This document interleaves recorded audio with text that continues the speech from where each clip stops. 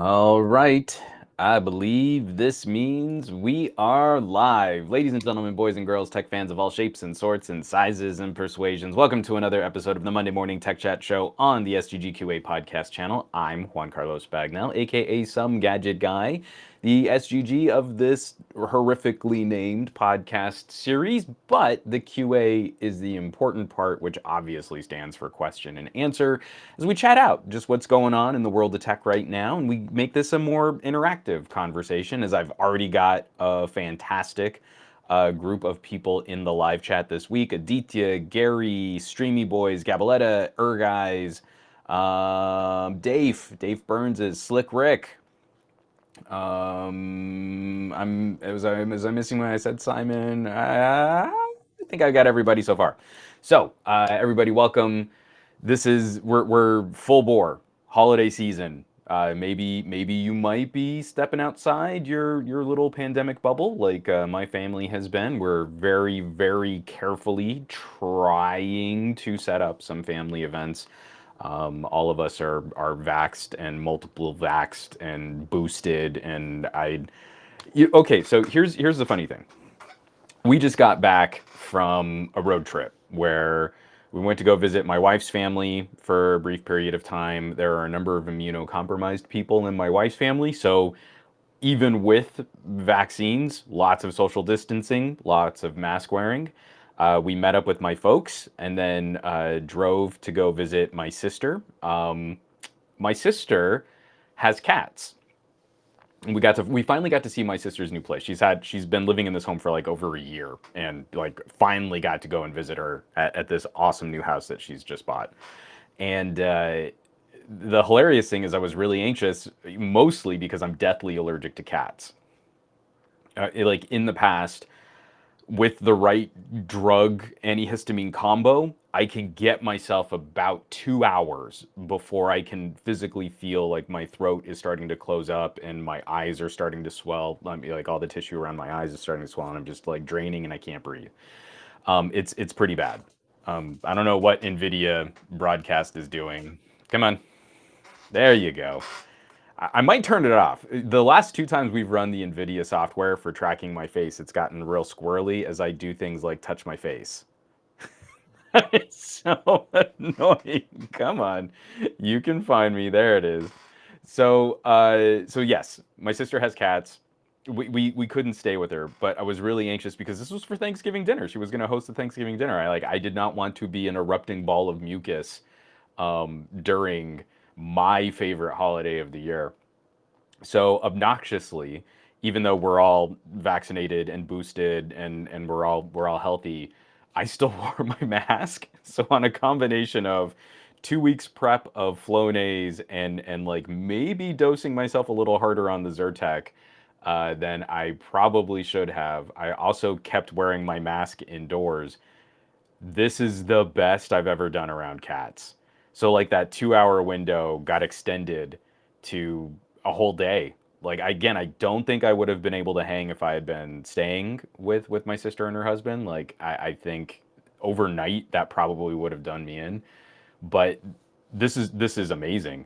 So the one silver lining of global pandemic was I finally had the sort of material motivation to try wearing a mask around cats, and it worked like gangbusters. It was phenomenal. So like for 2 days back to back, like from sunup to sundown, pretty much doing a whole bunch of prep and working in the kitchen and sitting down and eating a meal with my family, and my eyes were starting to get itchy because my mask isn't blocking my eyes, but I could breathe.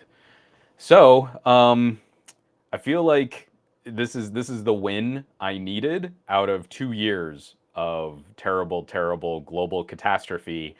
I figured out how to stay around cats longer. Oh man.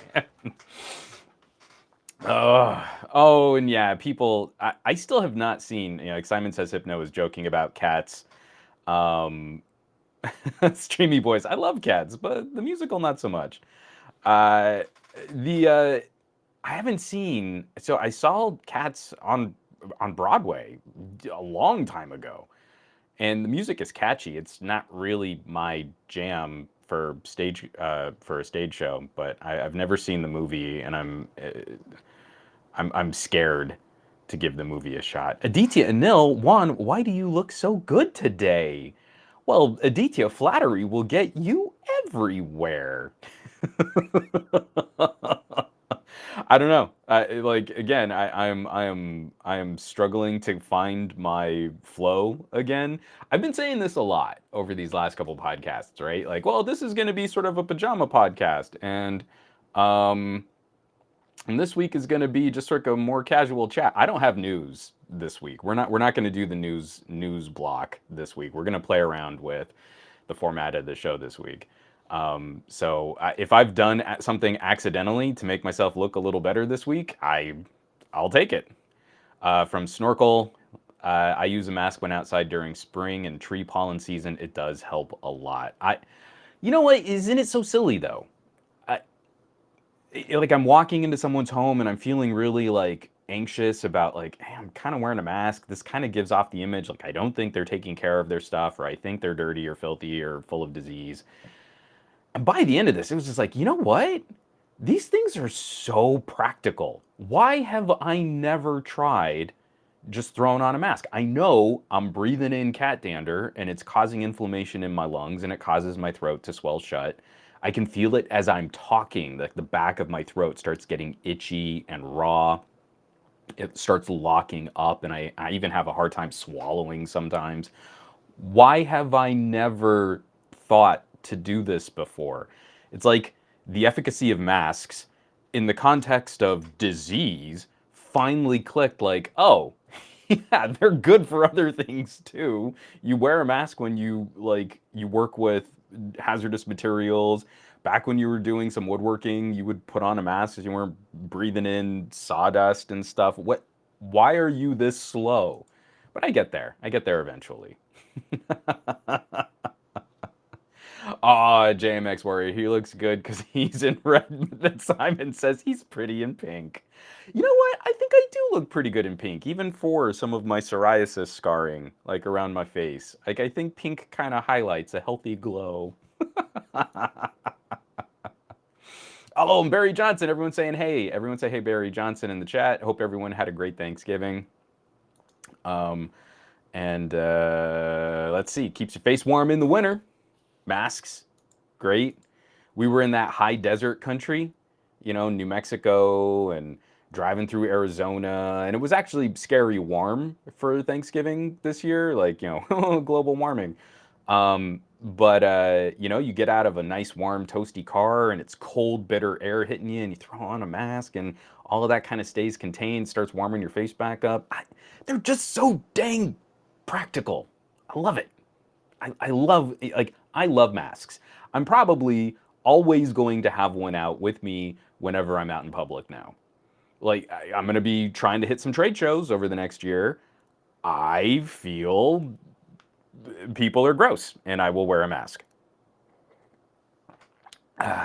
So I want to break this show up into two kind of major sections. Obviously, I do want to cover a little housekeeping because last week I managed to kind of pull off a rambling hangout chat from the road. I don't know that I would have called last week's show a podcast either, but we had some time to kind of chat, and I didn't really do housekeeping or anything like that. I totally failed to promote the contest. We're going to announce the contest giveaway, the winner. One more headphones hooking up, some color buds to give away to one lucky individual. And then what I learned from this is going to kind of influence. I want to start doing some things like giving away old phones. They were review devices. I can't claim they're going to work. Some of them might be international products. I really can't ship internationally unless some of this stuff really starts taking off and we can afford to start shipping internationally. But I want to start playing with some of the mechanics of that. And I learned a lot on this last contest of what not to do.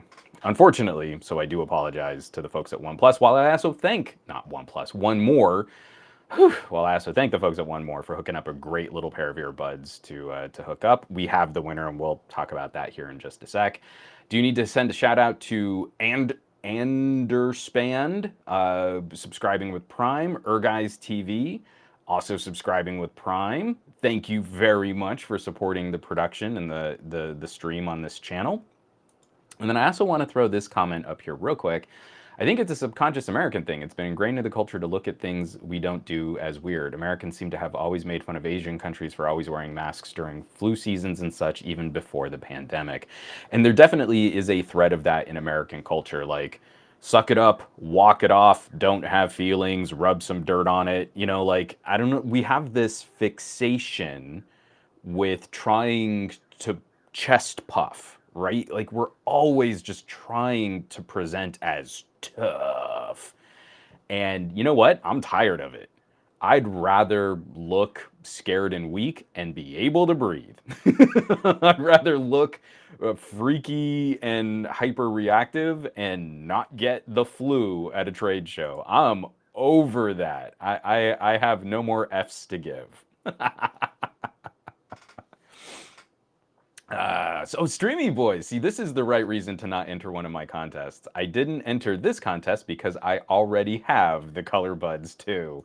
I love it, love it. These were such a happy little wallet-friendly active noise cancellation and tiny, just so little. I mean, it's the color buds and the ear fun are like my top picks this year if you don't want to have a brick in your pocket for charging your buds. These things are so discreet and yet still have all those fun like techie bits. So yes, thank you, thank you, thank you. One More, still one of my, like, consistently one of my favorite brands for making fun consumer tech, consumer audio. Just really, really brilliant stuff. So, why don't we just quickly run down the housekeeping that we missed from last week? I know I just made that sound like a terrible homework assignment. We'll announce the winner of who's gonna get these new color buds. These aren't the color buds I'm giving away, by the way. Like these are mine. I'm keeping these. We're gonna be shipping out a brand new set to the winner of the giveaway. Let me get this out of the way here. And Gabaletta, I mean, again, I don't know that you can. I don't think this is true. I think you're incorrect. It's like while I would love another set of earbuds, I already have too many in my drawer, so I would rather let someone else get it. I already have too many.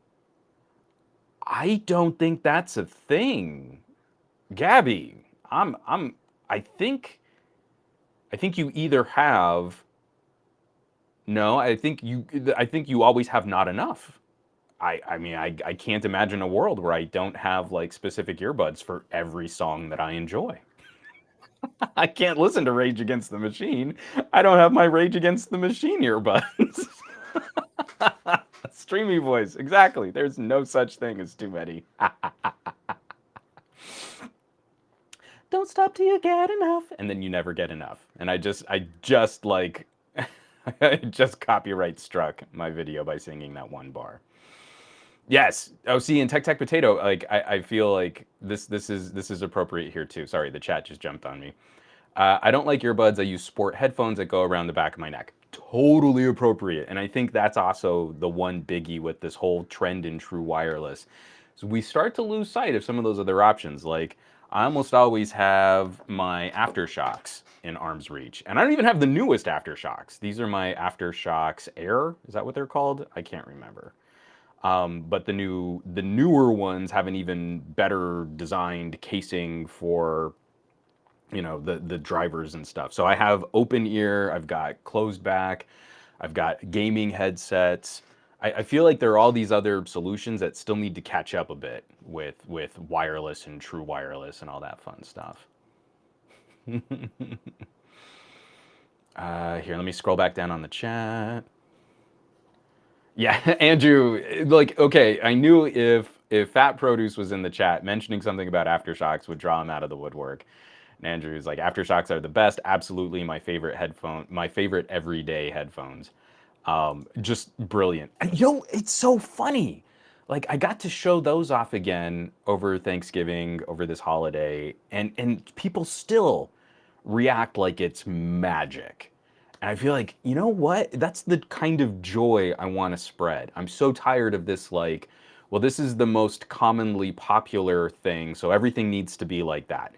AirPods. AirPods are the most commonly popular Bluetooth true wireless headphone because of all the iPhone users. So everyone's just trying to emulate that. And we lose all of these little sort of specific differences as we go through and we kind of compare and contrast all of this gear.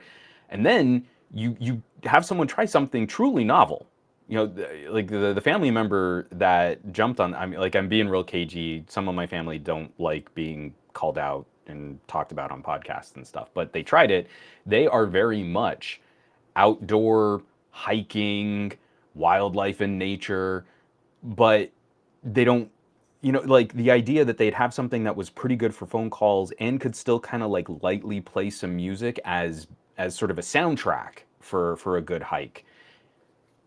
They'd never really used anything. They didn't like AirPods. They, you know, you have to turn them up too loud or they're not blocking out noise, blah, blah, blah, blah, blah. And so if you want to go open ear, bone conduction is the way to go. So I put them on. They're kind of like, oh yeah, so it's just kind of like having speakers by your ears. That's not that fancy.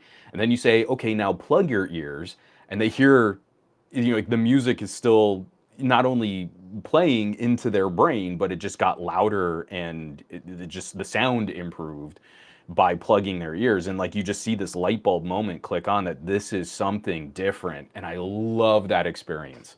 Like I get so lit up when we can really share that experience where it's so far removed from what's been comfortably familiar that they realize that this is different tech. So it's not even like they don't even sit there and try and compare. It's, oh, well, they obviously have recognized this is not like AirPods. This is not like in the ear earbuds. This is not like the cans that they want to wear on an airplane. They have just snapped. This is something for this situation that I have never heard before. And I love that. So much fun. All right. Now let's actually knock out the housekeeping. So sort of over the last 2 weeks, I've been kind of busy. You know, especially with the road trip. We still got some major videos out there. Click this over here. So those Earfun that I just held up, I don't know if they're still on sale, but the Earfun Free Pro 2, I don't know that you can find a more tech complete earbud solution for this low of a price.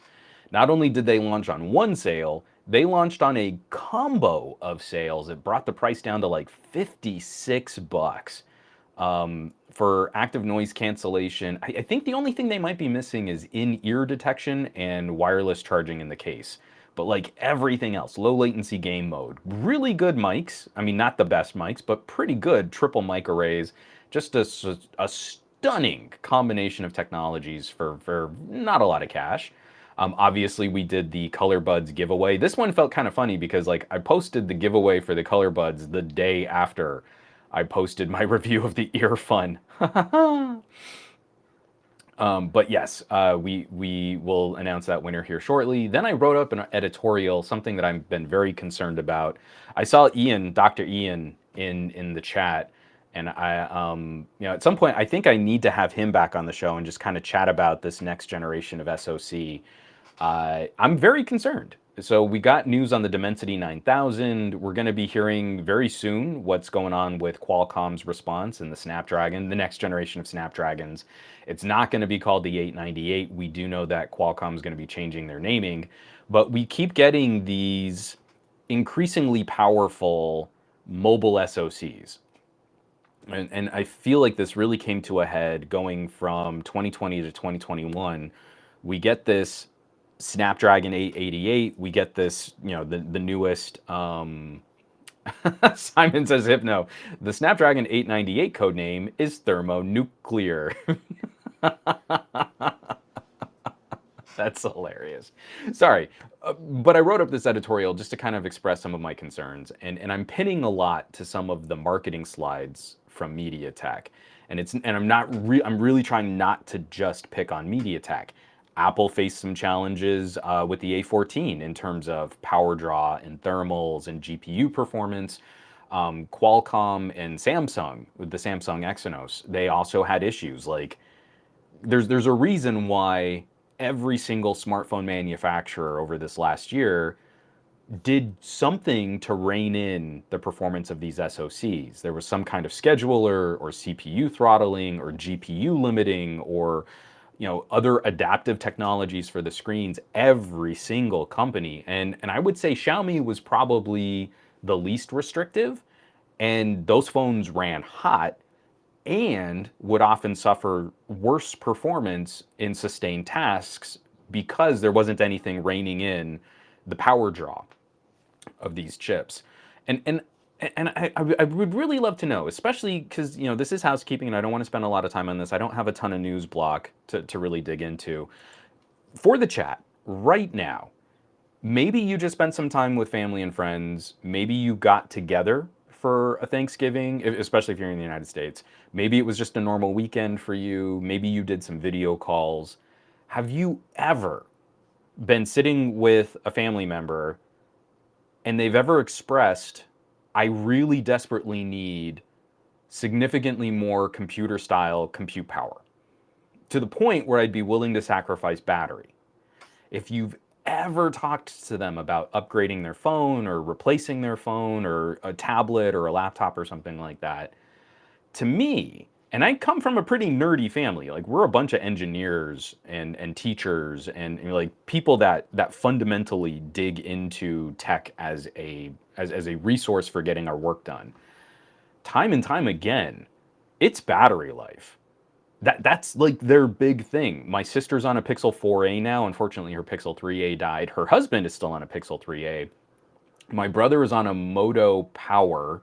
I couldn't even tell what version of Moto it was, but it was one of the cheapest ones, but had the biggest battery. My dad's on the 4A. My mom is still like leading the horsepower race in my family. My mom is the second place horsepower power smartphone. And what does she have? She has a OnePlus 6T. That's second place. I mean, I'm in first. Second place is a Snapdragon 845. I mean, like, I could not be shown better evidence that high level technology users in my family, increasingly, their demand is battery life. They have not needed more compute power to achieve their daily tasks. Now, this is also backed up by the fact that, like, my sister and her husband, they like to game on a Switch. My brother is super into tabletop and board games and things like that. So he's not really playing a lot of video games these days. My dad's game of choice is like Spider and Free Cell and different forms of solitaire. My mom is mostly teched out for having things like she just wants to like she does play a few games, but she also has an iPad. So there's gaming back and forth there. But she really likes that her phone is also like the key to her Tesla. So things like that. I'm increasingly concerned because we see these amazing bar graphs from Qualcomm, from Apple, from MediaTek, where they keep showing us like we're going to give you 16 to 20% more compute power. Okay? But then if we try to really dig into their slides and we see that power, the performance to power battery draw ratio, that line keeps going. So it's not 20% more performance at the same power tier as the previous generation chip. It's like 20% more performance at like 10% more battery draw. And I don't think we need that. I'm the one who's trying to tell people use your phones for more, do more with them, try to replace your laptop with your phone. And I don't think we need that. But if we follow that same chart and we see those improvements in SoC design, we could say, hey, we're going to give you reasonably within the same envelope of performance, but now we can do it at 10% less power draw than the previous generation. If I could reliably use the Snapdragon 888 at a higher tier with less power draw, that to me would be a huge win. I would be all over that. And that's how I felt going from the 865 to the 888. We saw those same charts, and what I desperately wanted was 865 tier power at less battery draw. 865 tier performance, I should say, at less battery draw. And I feel like it would be okay if we had an off year just to refine and get a handle on these new CPU cores, these new core layouts and SoC designs, really get 5G under our thumbs and the radio management and the performance there. I, I'm so tired of big benchmark scores being the deciding factor for mobility when we've already been grossly overbuying for compute power, I would say since the Snapdragon 845. Just the fact that the 700 series Qualcomms still struggle to outperform the 845 in all tasks means to me we're good, or I should say, average consumers have been good for compute power. Again, I keep going back. Like I pull out that little Huawei Nova with the, what was it, a Snapdragon 625. And there's nothing that chip really struggles at doing until you get into high tier laptop replacement stuff. That thing can still render, can shoot 4K video and can render HD video. Like you really got to ask yourself, what are you doing on your phone that you can't get done with a mid-ranger SoC from 4 years ago? All right, give me a second just to scroll back because I want to get through. Da, da, da, da.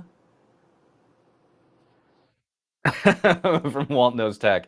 Qualcomm Snapdragon getting their naming ideas from HDMI. That's why they're changing the name, and they're not going to make it less confusing. I guarantee you, changing the name is going to make this more confusing. I really miss, like, you had the 845, 855, 865, 888. Come on, don't do that. That's silly. But it was all because I think they had the 865 plus plus that they called the 870. So it would have been confusing if they had an 875. That's so dumb. I love the folks at Qualcomm. I've done some great work with the folks at Qualcomm. That to me, you call it the 865 Super or the 865 Ti. You don't call it the 870 because it's not a 70. It's a 65 plus plus. Anyway, Simon says, Hypno, my mother is always asking if her new phone will run Crisis. Dustadore, none of my family know. I've had upgrade conversations, but nothing about power. From Sveticus, the Pixel 6 Pro and iPhone Pro 13 Pro are the coolest running phones in my family gathering this year. I mean, so a lot of my family kind of dug what I was doing with my phones. None of them seemed interested. Like, seriously, they were happy for me to take photos and shoot video from my really fancy phones. Couldn't be bothered. Like, Juan will be the photographer and documentarian of the family. We're good. And like, again, my sister's pulling off shots. Her Christmas card this year is shot from the Pixel 4a. She's good. Like her baby and her cat photos, phenomenal. Like they look great. There, there are a couple things like I can pull off portraiture and candid shots a little bit easier. She's still doing fine. So again, anyone who's sitting there, average consumers, you you were done reviewing average consumer with the Pixel 3a. If you need to spend more money than on a Pixel 3a, you've got to have very specific reasons for why you want to spend more money than on a Pixel 3a. Sorry. Back to the.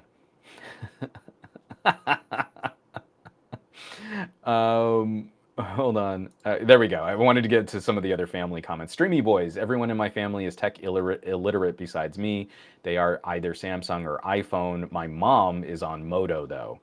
I really think budget Moto deserves a ton more attention in the United States market because they're streamlined, simple. The gesture thing, like my sister was on a G, I don't remember, it was really old. It was the plastic back G, not the G5, but the Moto, I think it was the Moto G4. And that's what she ran into the ground before she got a Pixel 3a. She was on that phone for a long time. And I think one of the reasons why she liked it so much were those little things like, hey, I can just flick my wrist and the flashlight turns on, or hey, I can turn this over and the camera launches. And that's what did it. Like that's what she dug. And again, those kinds of gestures and interactions made perfect sense to her when she moved over to a Pixel, and she had to change some of them, but she still understood like, oh, okay, I can use this. From JMX, I have had many conversations over the last few years. No one I know has said they need more compute power. From Gabaletta. So this one's kind of interesting. I think Google saw how both the A88 and the A15 throttled under sustained use and decided to go a different route when making their SoC. My hypothesis, I'm not arguing with you. My hypothesis is Tensor was designed to come out at the end of 2020. So they looked at where phones were going to go. This type of fabrication takes years to build up, to refine, to kind of test and troubleshoot. And we've seen some notion that there's been Google CPU products being kind of used out and about. So I think their big play was to try and get it into a Pixel 5, and then that didn't really pay off. They couldn't get the timetable, pandemic, worried about distribution, worried about people being able to buy the phone, so they held off. And that's why we got the Pixel 5 that we got. And so then you eventually kind of have to put those pieces into action and operation. And so I feel like Tensor kind of got nudged at sort of the opposite 8-month window that it should have. So Tensor should have come out at the same time as the iPhone 2020 launch, but instead it got kind of knocked to the following year. And so there we're sort of on an off cycle from where it should have been. That's my guess. I have zero insight into the operations of $1 trillion corporation. That's just what I think may have happened.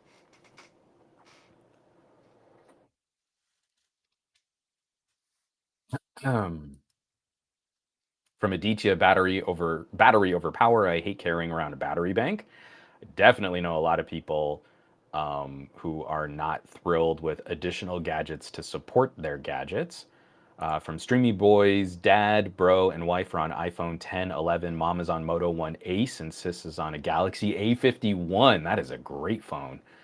And Bro-in-law is on an S10. Like my nephew's on an S10, and he is now just figuring out how much he can really do with that old Samsung.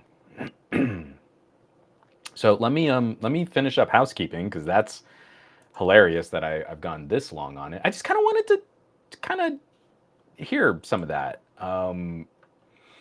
because you know there are so many other things that go into SoC design, but they're not as easily communicable to general or to consumers in general. Things like better AI machine learning hardware. I get that. And when you pick up a Pixel and certain actions are so much more effortless in how it transcribes and sends messages and can handle your phone calls, that kind of stuff is really, really cool. It's not demonstrably measurable in a more consumer space. Like I can't pull up 3 real world apps and measure the machine learningness of those 3 phones. I've timed how long it takes to accomplish voice dictation search. You know, like that doesn't work. But the every time I touch my face, seriously, come on, Nvidia, come on, there you go. Um, but I mean, other things too, like radio management, great. You know what you don't get a lot of is really reliable 5G when you're driving through mountain desert. So I can appreciate someone on a Pixel 4a still doing fine on their LTE. Better camera and ISP, hardware to support better images and better video. I feel I can demonstrate why these new phones take better photos than Pixel 3As and 4As. I don't see in my family a desire to be a better photographer to take advantage of that better camera hardware. You don't get better photos out of a Pixel 6 just because you upgraded from a Pixel 4 to a Pixel 6. It doesn't work that way. You shoot the same way on a Pixel 6 that you shoot on a Pixel 4, you're going to end up with very similar photos. If you try to drive those cameras harder for what that new hardware can accomplish in more challenging conditions, in different, in more challenging lighting, in trying to maximize the distance between your subject and the background to fulfill or highlight that additional depth of field, natural focus fall off, great. If you're happy with the really outstandingly good portrait mode on a Pixel 3a, that kind of negates some of the real lens blur that you can get from a Pixel 6. I've made several videos on this, and the idea still really doesn't seem to kind of get drilled in. When we hype up, man, look at this new camera and it's so amazeballs. And the person who picks up that phone expecting their photos to somehow magically be betters is shooting the same way. They're not going to see much of a practical improvement. Again, even up into like a mirrorless camera, if they shoot full auto green box mode on like Micro Four Thirds or APS-C or even full frame, their photos won't look much better than what they could have taken from their years old smartphone. When you let the machinery do all the thinking for you, it kind of just stays in that same tier of consumery snapshot, good enough for social media. It's where you drive and really focus on your composition and stretch that hardware to its limits. That's where you start to see like, oh, these things can do some pretty incredible stuff. Back to some housekeeping. Rode AI Micro. I actually packed this. I didn't have any need to use it on the road trip, but this is maybe the most adorably tiny USB audio interface I've ever had the pleasure of using. It's designed to be used with smartphone style 3.5 millimeter lavalier mics. And then I also got a video out talking about the new TCL 6 Series QLED TV.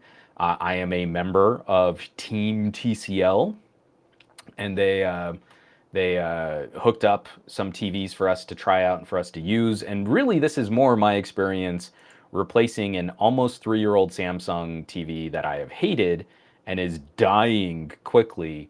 And this TCL came in the nick of time. So again, I feel like there are some quality discussions. I can't comment on panel and clarity and color and accuracy. I'm not a TV or a panel reviewer. Back in the day, I used to point people over to Erica Griffin if you wanted the lowdown or you wanted the scoop on phone screens. I'm the audio guy, and I can give you those measurements and talk about speakers and stuff like that. Never really been a panel or a display guy. If it's juicy and colorful, it's usually pretty much good enough for me. And then I try to do things periodically, like turn it into black and white mode so that I can, kind of distract my brain less. But the 6 Series TV has been fantastic as a replacement for my aging Samsung QLED. And then the biggie, and this is like the biggest video I put together in a while for the public YouTube channel. I finally cobbled together and published my big phone camera photo showdown, the Pixel 6 Pro versus the Xperia Pro I versus the Vivo X70 Pro Plus. I adored shooting on all three of these phones. Each phone brought something amazingly unique to the table. This is a 30-minute video kind of breaking down photography and aesthetic and processing and the differences between three phones that are otherwise similar. Both the Google and the Vivo are using the exact same camera sensor, and the Sony is using the sensor from an RX100, but it's cropped down to a very similar surface area as the other two. So really, it's 30 minutes, and I only make it through 5 photos because I talk a lot. But to me, this was like this was that labor of love for putting together a commentary on why differences matter and why I'm so tired of techies talking about camera stuff. especially techies that shoot all their tasty B-roll on really expensive mirrorless or production grade cameras, then going off to, but it's not really good enough for the smartphone. I mean, you would never use a phone to shoot something more important. And like you would, because all of the people in your audience probably aren't investing a ton of money into full frame mirrorless or into production grade cameras. So yeah, they are showing up to family events, and yeah, they are trying to tell stories with phone cameras. And now we've got phone cameras where the sensors rival 16 millimeter film. That's huge. The Wrestler was shot on 16 millimeter. Black Swan was shot on 16 millimeter. Leaving Las Vegas was shot 16 millimeter. And then there are all kinds of fancy tricks throughout history, like all those spaghetti westerns that were shot anamorphic. Those were shot on like half frame 35, cut then stretched, and like the film grain that you see on an old like Serial Leone film. I can't say that name. An old Italian spaghetti western. You would see this like stretched, big, blocky film grain. You know what? Your phone camera is probably going to look better these days. That's what's so incredible about where we're at right now. It's a legit, like in your pocket on these newer, like 1/1.3 inch sensors, you've got something that's practically a digital Bolex. You've seen those little like 16 millimeter film cameras that look like fancy ray guns and stuff. Your phone is probably already putting out an image that can rival that. And it takes very little to get something cinematic out of these devices.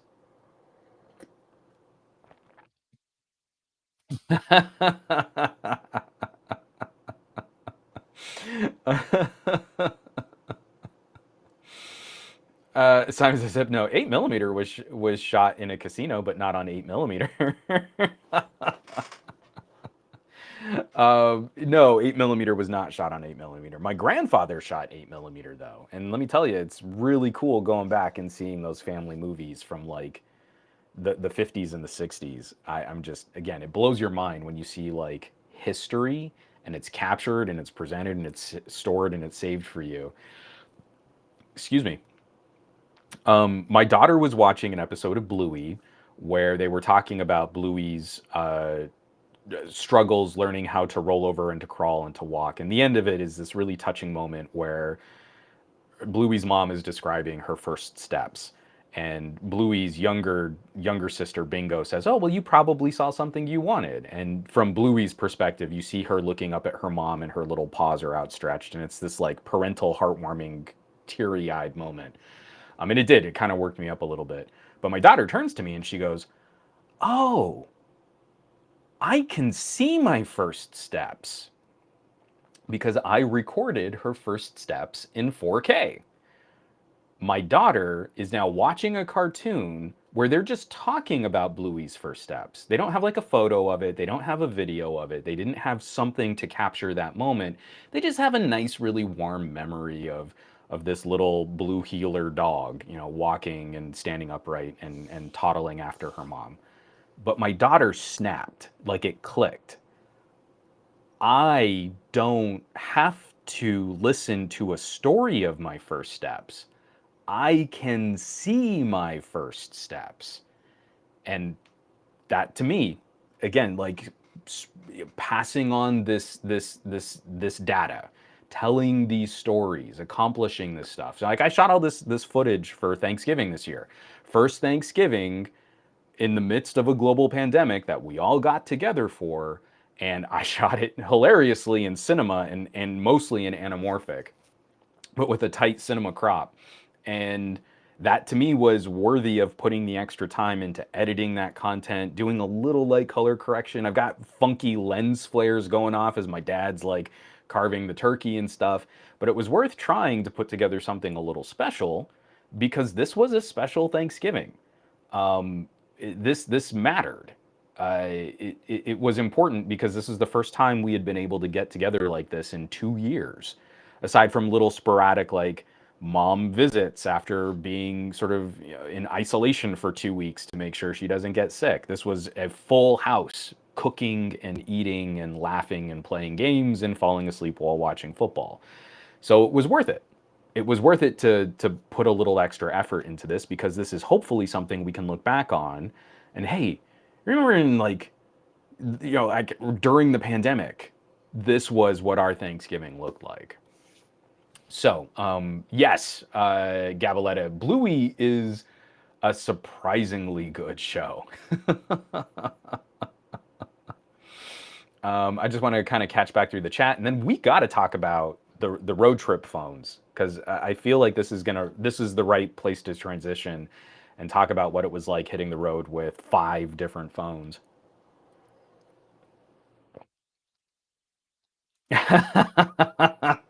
From TED Talks Tech. If you were not recording your family moments in 4K, you hate your family, Dominic Toretto. I mean, like, again, I make this joke often. Like, if you're not shooting in 4K, why do you hate your family so much? I mean, I can appreciate it if, like, the most phone you could afford only shot 1080p. So you shoot in the highest quality you can. But why? Why are we pretending that folks out there who spent $1,000 on like a Galaxy S21 Ultra aren't gonna go and bump up the quality settings of their video, right? Like to me, that's what's so toxic about our current tech conversation. Well, I mean, it's gonna take up more space on your phone. Yeah. And it's gonna be better video that you will want to go and look back on as you upgrade to 4K TVs, as you upgrade to higher resolution monitors and laptops and displays. It's gonna keep looking better as your displays get better. So shoot some higher quality video and have it take up more space, and it's going to be so much more valuable than just like the social media photo that filtered to death and then uploaded to Instagram for 10 likes. um Let me get this out of the way here.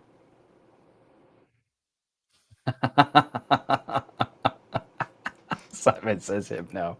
I can imagine future Bagnells looking back on Grandpa Juan's footage and being super snarky about quality and the lack of OIS. So I shoot very steady video. I mean, even when it's not like magically image stabilized through software, like I'm kind of locking in there and shooting something. Like I'm always trying to make it look or at least kind of on the subject, making it look pretty smooth. I just think it's going to be funny that like 3 generations from now, they're going to look back on this footage and it's quaint that it's only in 4K and it's not like holographic and it's not 360 degrees so that you could see everyone in the room, like all the other technologies that are going to like completely disrupt the traditional arm's length. I'm looking at a screen and watching this piece of video. Tech Loving Mama's in the chat. Everyone say, hey, Tech Loving Mama. And so now I want to break down. I hit the road, and I really had a couple of challenges in mind, and I didn't really get those done the way that I thought I would. But I've got some thoughts to share because I wanted to sort of grade phones. I'm going to be doing a full write-up on this on the Patreon. I'm not going to turn this into a regular video because the phone choices are a little odd. Like, I'm not directly comparing devices. It's not a showdown in a traditional YouTube-y kind of sense. But I wanted to get a handle or a feel on, let's say I had to just hit the road and I grab one phone because I'm a big dork and I have way too many phones. And what would it have been like if I had done Thanksgiving on this guy? And I wanted a pretty stark mix of productivity, compute power, camera technology, and age. So I hit the road. Obviously, I packed my Duo 2. So Duo 2 was one of the phones that was in the lineup. Vivo X70 Pro Plus, just because this camera has been rocking my socks. Pixel 6 Pro. Pixel 6 Pro just because it's newest and hashtag Team Pixel, gift from Google, all of that fun jazz. But I really wanted to stress the camera showdown between the Vivo and the Pixel because for all of the similarities that they've got, there are some very significant differences in where I felt each phone performed better. But then I also wanted something that could be a bit more computery. So I threw in one of my next docks. So I had a laptop dock to use with a phone. And that meant I kind of wanted to go back. And I threw my Galaxy S10e in the bag, mostly for DeX. So this is a 4G, this is an LTE phone. It's not running Android 12. I thought Samsung was supposed to be so gooder at software. Remember all of those people that were upset about Android 12 on Pixels and how there were a couple little bugs in Android 12 and Google can't do anything right and we'll just have to wait and see how other manufacturers, clean up Android 12. Well, this is still on Android 11. So I don't know what's going on with Samsung, but they've completely failed and you should never buy a Samsung because they're terrible at software. I'm obviously joking. But I hate the commentary from tech reviewers because get over yourselves. Every software comes out with teething pains, every phone needs updates. But then I also needed a backup for all four of these, and so in the bag, I threw in my LG V50, LG V50 over the V60 for better audio. And I feel like I might have made a mistake. So, if you've ever followed any of my videos, when you record audio either through the input or through the microphones, the V60 has all of this really heavy handed audio noise reduction, vocal manipulation. It really brings voices out to the forefront. The V50 doesn't do any of that. It's a very natural kind of recording. And if you have noise in your environment, you're going to hear it. But I also feel you get a much better sense of the environment. So if like say you're out taking a hike like we did one day, you want all of that pretty desert air, the birds that are chirping. There were geese that were flying south. You could hear them kind of honking off in the distance. And on a V60, that all would have been warbled, garbled noise. The noise reduction would try and eliminate all of that environmental sound that's actually quite pretty to have in your video. The V50 doesn't do any of that. So I packed the V50. Problem is, even with the most recent update, this is on Android 11. It took LG a really long time, but it finally got here. The desktop mode on the V50 is not as nice as the desktop mode on the V60. So really this became my I've got to shoot photos of other phones phone. Like as a production camera when I couldn't take a picture of a device like, hey, I want to show you something on the Vivo. I need to take a photo of the Vivo. I can't take a photo of the Vivo with the Vivo, so I would pull out the V50, and that's all the V50 really got used for. Oh, oh, Barry Johnson, thank you for the correction. Barry Johnson is correcting me. Other techies weren't upset, Juan. They just said the Pixel 6 was completely unusable. Oh, I got it wrong again. Here I thought they were even just that one step more reasonable. That, it's usable, but you shouldn't buy it. Oh, thanks, Barry. I completely misread that.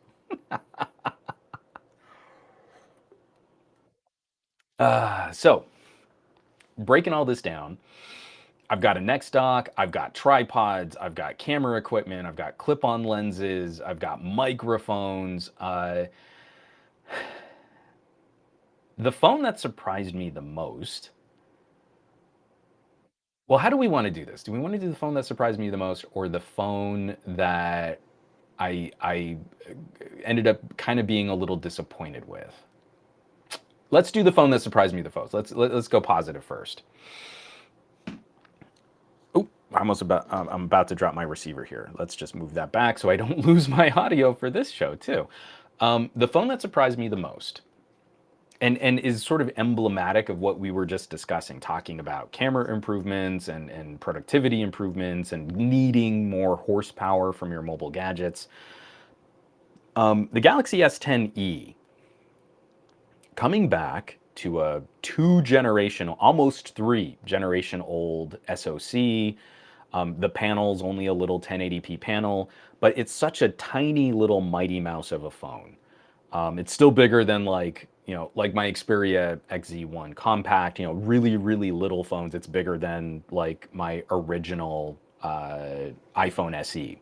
So it's still bigger than those other devices, but is such a glorious and wonderful one thumb kind of use. And it highlighted that all of the phones of this era, the S10s, the Note 10, the LG G8, the LG V50, are phenomenally powerful workhorse devices, just most of them lack the 5G.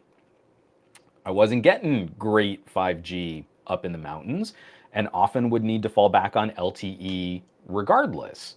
Even if I would get that little 5G icon, I could flip over to LTE and manage to get better signal, better stability, and roughly similar upload and download speeds. So, what was the benefit?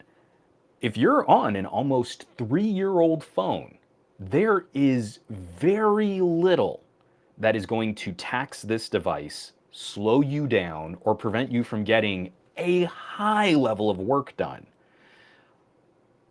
The S10e was a slightly better fit in this road trip, in this showdown, simply because I was really using this as my main laptop. Getting videos out, responding to social media, plugging this into my Next dock, using DeX as the desktop mode interface, just slightly better as a compute platform than my V50. But this also would have gotten a pretty high degree of that kind of work done too. So, what ended up becoming my main computer platform were the oldest phones in my road trip collection. And that to me is phenomenal. We look at like, oh, well, you have to buy this laptop dock, or you need a keyboard and a mouse and a portable display. Why wouldn't you just buy a cheap Chromebook? This is more powerful than most cheap Chromebooks, and it's almost 3 years old. So as long as you can hook it up to some kind of display and you can type and you can move a mouse cursor, you're better off. It's all built in here. You don't need to manage another full computer and move data back and forth. You take a photo, you take a video, it's right here. You log into your accounts or you use a social media app, you're already logged in. And increasingly, in showing that kind of stuff off, a 3-year-old premium tier device is still completely overpowering what most average consumers need to do when they're out and about. So those kind of ended up winning. Like, those are the ones, the S10e, and simply because of DeX. Not because I think the cameras are better. The headphone jack is definitely not better than what's on the V50. I actually like the camera interface and the camera controls better on the V50. The microphone quality is better on the V50. The display is better on the V50. All of those things, back and forth. V50, I think, is the better phone, but Samsung DeX is the better compute platform. So that would be immediately what I would reach for. I don't have video out on a Pixel. I do have video out, but I have just the regular Android rudimentary desktop mode on the V70. I mean the X70, the Vivo, and the Duo 2.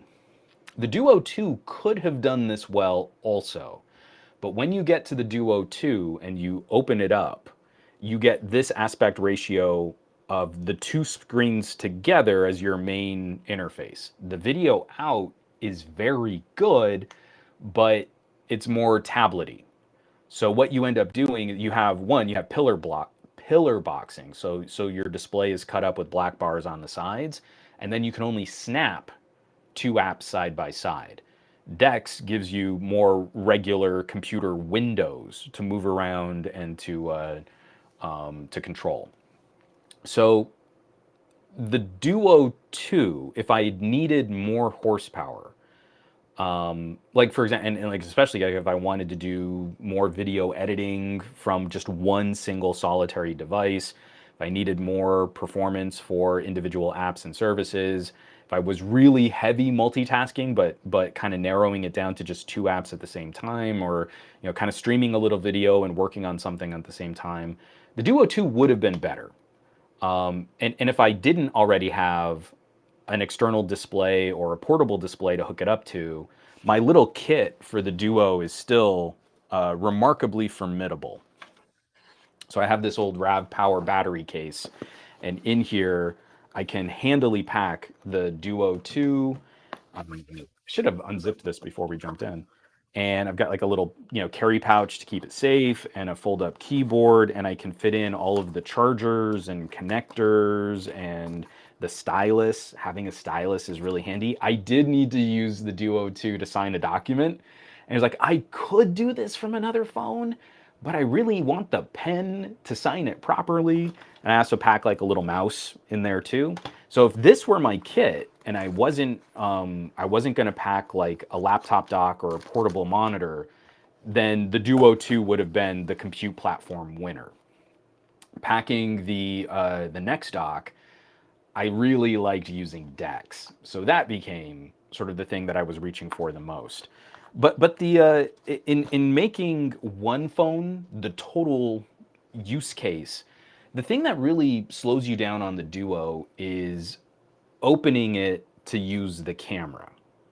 There were so many family moments that just happened. I'm I think as I've gotten older, I've really come to like flower photography as my main hobby. Like I just need to take some stress off the day. I'm gonna go outside, get some fresh air, get my step count up on my smartwatch, and roll around in the dirt and take pretty pictures of flowers just to take my mind off of work and stuff. But when I was really walking around with a mirrorless camera or DSLR all the time, I very much enjoy candid photography, capturing moments in real time. Like I'm visiting family, and two people go in for a hug, and you get that perfect shot of arms embracing and someone's face, and eyes are closed, and you're like that. I love those moments. I love capturing those moments.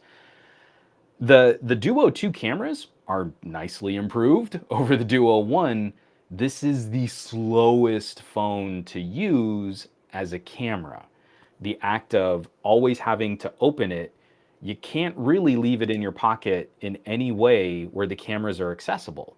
So even if you were saying like, hey, I want to use it as a phone and I'm going to keep it screen out, you still need to open it before the cameras are ready to use. So then from there, once you've opened it, you've got to activate the camera and launch the camera from here. It is a significant um, it is a significant hardware step before you can get into the software. And out of all 5 phones, there is no way to abbreviate that. Unlike Sony's, as you're pulling the phone out of your pocket, you're long pressing the shutter button and your camera is ready to go. It's probably already taken 3 photos before you even get the phone up to your face. On the Pixel, you're double tapping the power button as you're holding the phone up to start composing your shot. I mean, the traditional phone form factor is aggressively fast now at getting you into a camera interface, and now we're down to very specific use cases where an Xperia makes more sense over a Pixel because of just the immediacy of needing to capture a moment. Like if you're a sports photographer, the Xperia speed is something you would appreciate. So as much as I loved the Duo 2 as a tablet compute platform, whoa, Nvidia just wigged out even harder. You know what? I'm gonna just kind of turn this off for a sec, especially as we're holding up other phones and stuff. You can see the full office. It's real messy right now. So this ended up kind of slowing me down in those moments, and the cameras are better. The cameras are better than the Duo 1, but they're not much improved over almost 3-year-old phones. So when we look at the main sensor and the ultra wide and the telephoto, they're very similar to the cameras that went into V50s and Galaxy S10s. So it didn't feel like a special upgrade in the grand scheme of all of the other phones that we've used before, and it took an extra sec to get everything lined up and to get it using. Get that out of the way there. So, hold on, I've got wide angle Juan. Dave Burns, thank you for looking out. Yes, there is nothing embargoed or important on the shelves at present. I'm done with embargo videos. At least I think I am, hopefully. But if I'm not, I haven't unpacked it yet, so nothing's up on the shelves. Aditya, I need to learn how to shoot people. I mean, with a camera, that is. But Billy Quizboy, Juan, what do you use for a mouse with Dex, the phone itself? So, I don't think desktop modes are as fun to use when you're trying to use the phone interface. So, like, you plug an HDMI cable into a display and then you use your phone as a trackpad and as a keyboard. No one wants to use a computer that way.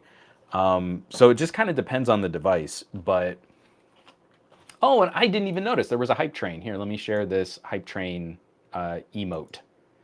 So anyone who participated with the hype train, I just noticed Rico Man 17 subscribed, Rex Morgan subscribed, Al Sabakli was gifting tier 1 subs to Dr. Claw and Billy Quizboy. Thank you so much. That was awesome. Thank you for supporting. I completely missed that it was even happening. First of all, just using regular mice and keyboards. I show it off more with my Duo, but the Microsoft folding keyboard from the old Continuum days is one of the best travel keyboards I've ever used. It is fantastic. I also have like a little Bluetooth Sculpt mouse with the old Microsoft Bluetooth Comfort. No, I think it's called the Sculpt. And then for Dex, I also like to travel with some kind of laptop dock. So this is my Next dock. And so you've got display, keyboard, mouse and trackpad, ports to connect headphone jack and additional accessories, a memory card slot, and a battery to charge your phone that also powers all of this display. I've got stuff, I'm gonna rub it on my shirt. This is not how you clean a laptop monitor.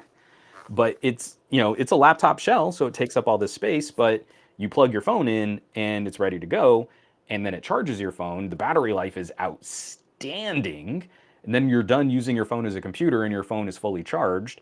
And every time you get a new phone, your laptop gets more powerful too. So I'm a big fan of these laptop docks. They now cost about as much as an entry-level, cheap, maybe year-old Chromebook. But I find your phones are probably more powerful than those ultra cheap Chromebooks. This will last longer and is probably more repairable than many of those cheap Chromebooks, and because there's just less going on in here. And again, every time you upgrade your phone, this gets more powerful too. It's just a bummer because we don't have a lot of competition for Dex. So I'm worried that Dex might be one of those devalued projects at Samsung these days. Oh, and yeah, Grezekazikikikquels. I cannot pronounce your username. I am so sorry. Guys, do you know any viable alternatives to Dex? There really isn't one that you can install. So the LG phones had very good desktop modes that were just a hair behind Dex. Huawei and Honor. I don't know if the new Honor phones have the old Huawei desktop mode, but those I actually liked better than Dex. I have an Honor V20 on that older Kirin is still a phenomenally good computer. That Huawei desktop mode was great. And of course, Moto with Ready 4. The company I hope will make it more available is TCL.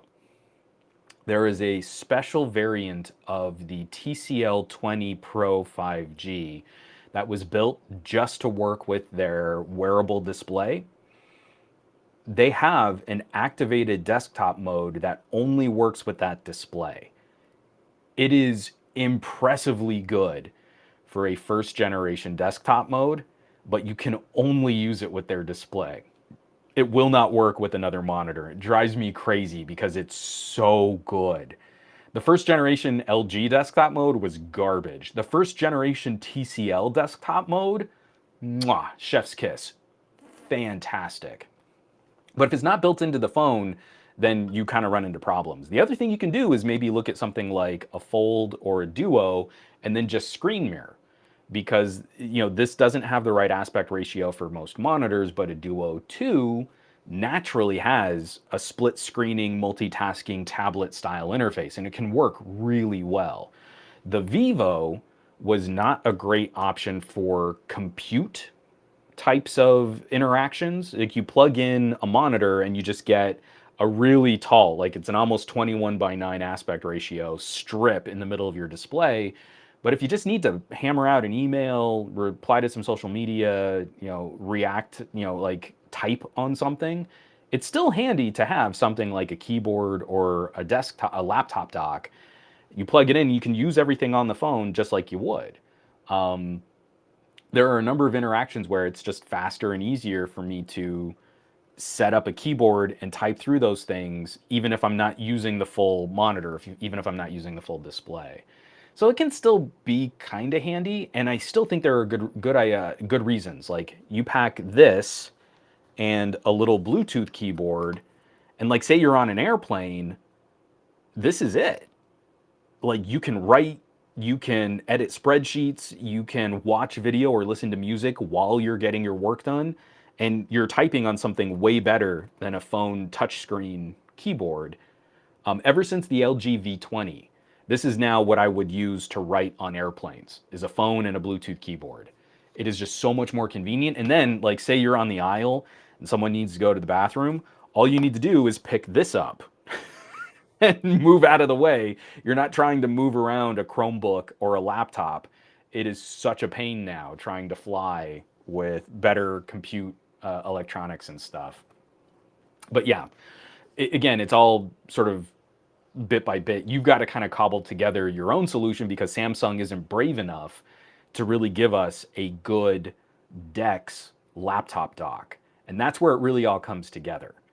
If you have to do it yourself with a portable monitor and a keyboard and a mouse and all these other accessories, no one's going to do that. DeX is sort of going to wither on the vine because it's not really that useful. I can use DeX with a whole other computer. Cool. Except it doesn't really work that great. I don't need a whole other computer to use the desktop mode on my phone. I can do most of that browser based stuff in someone's browser in incognito mode.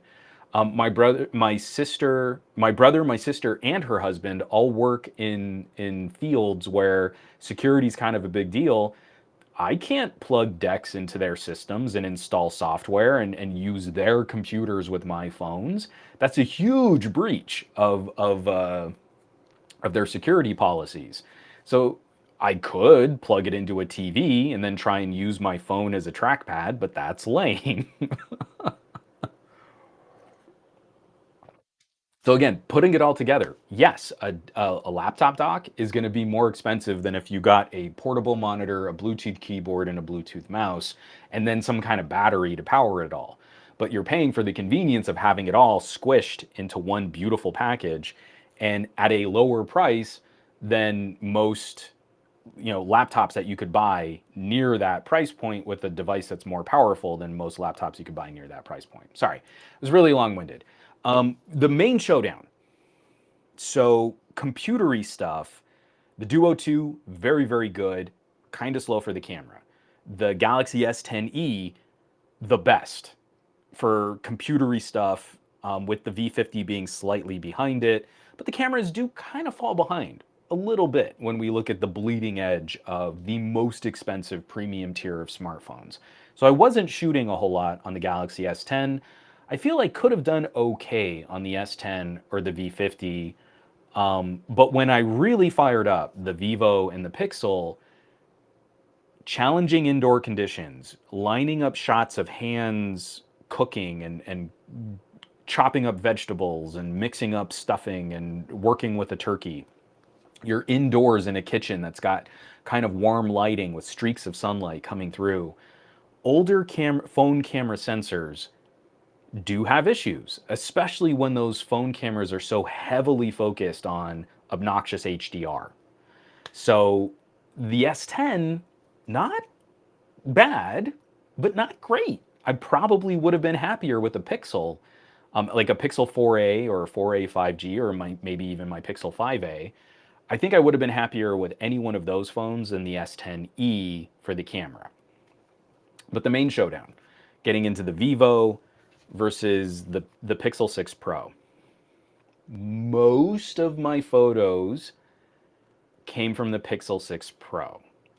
Again, so much of this is family stuff, and I wish I could show this off better. Like, I'm literally, as we're doing this right now, my Vivo is uploading photos and videos to my NOS.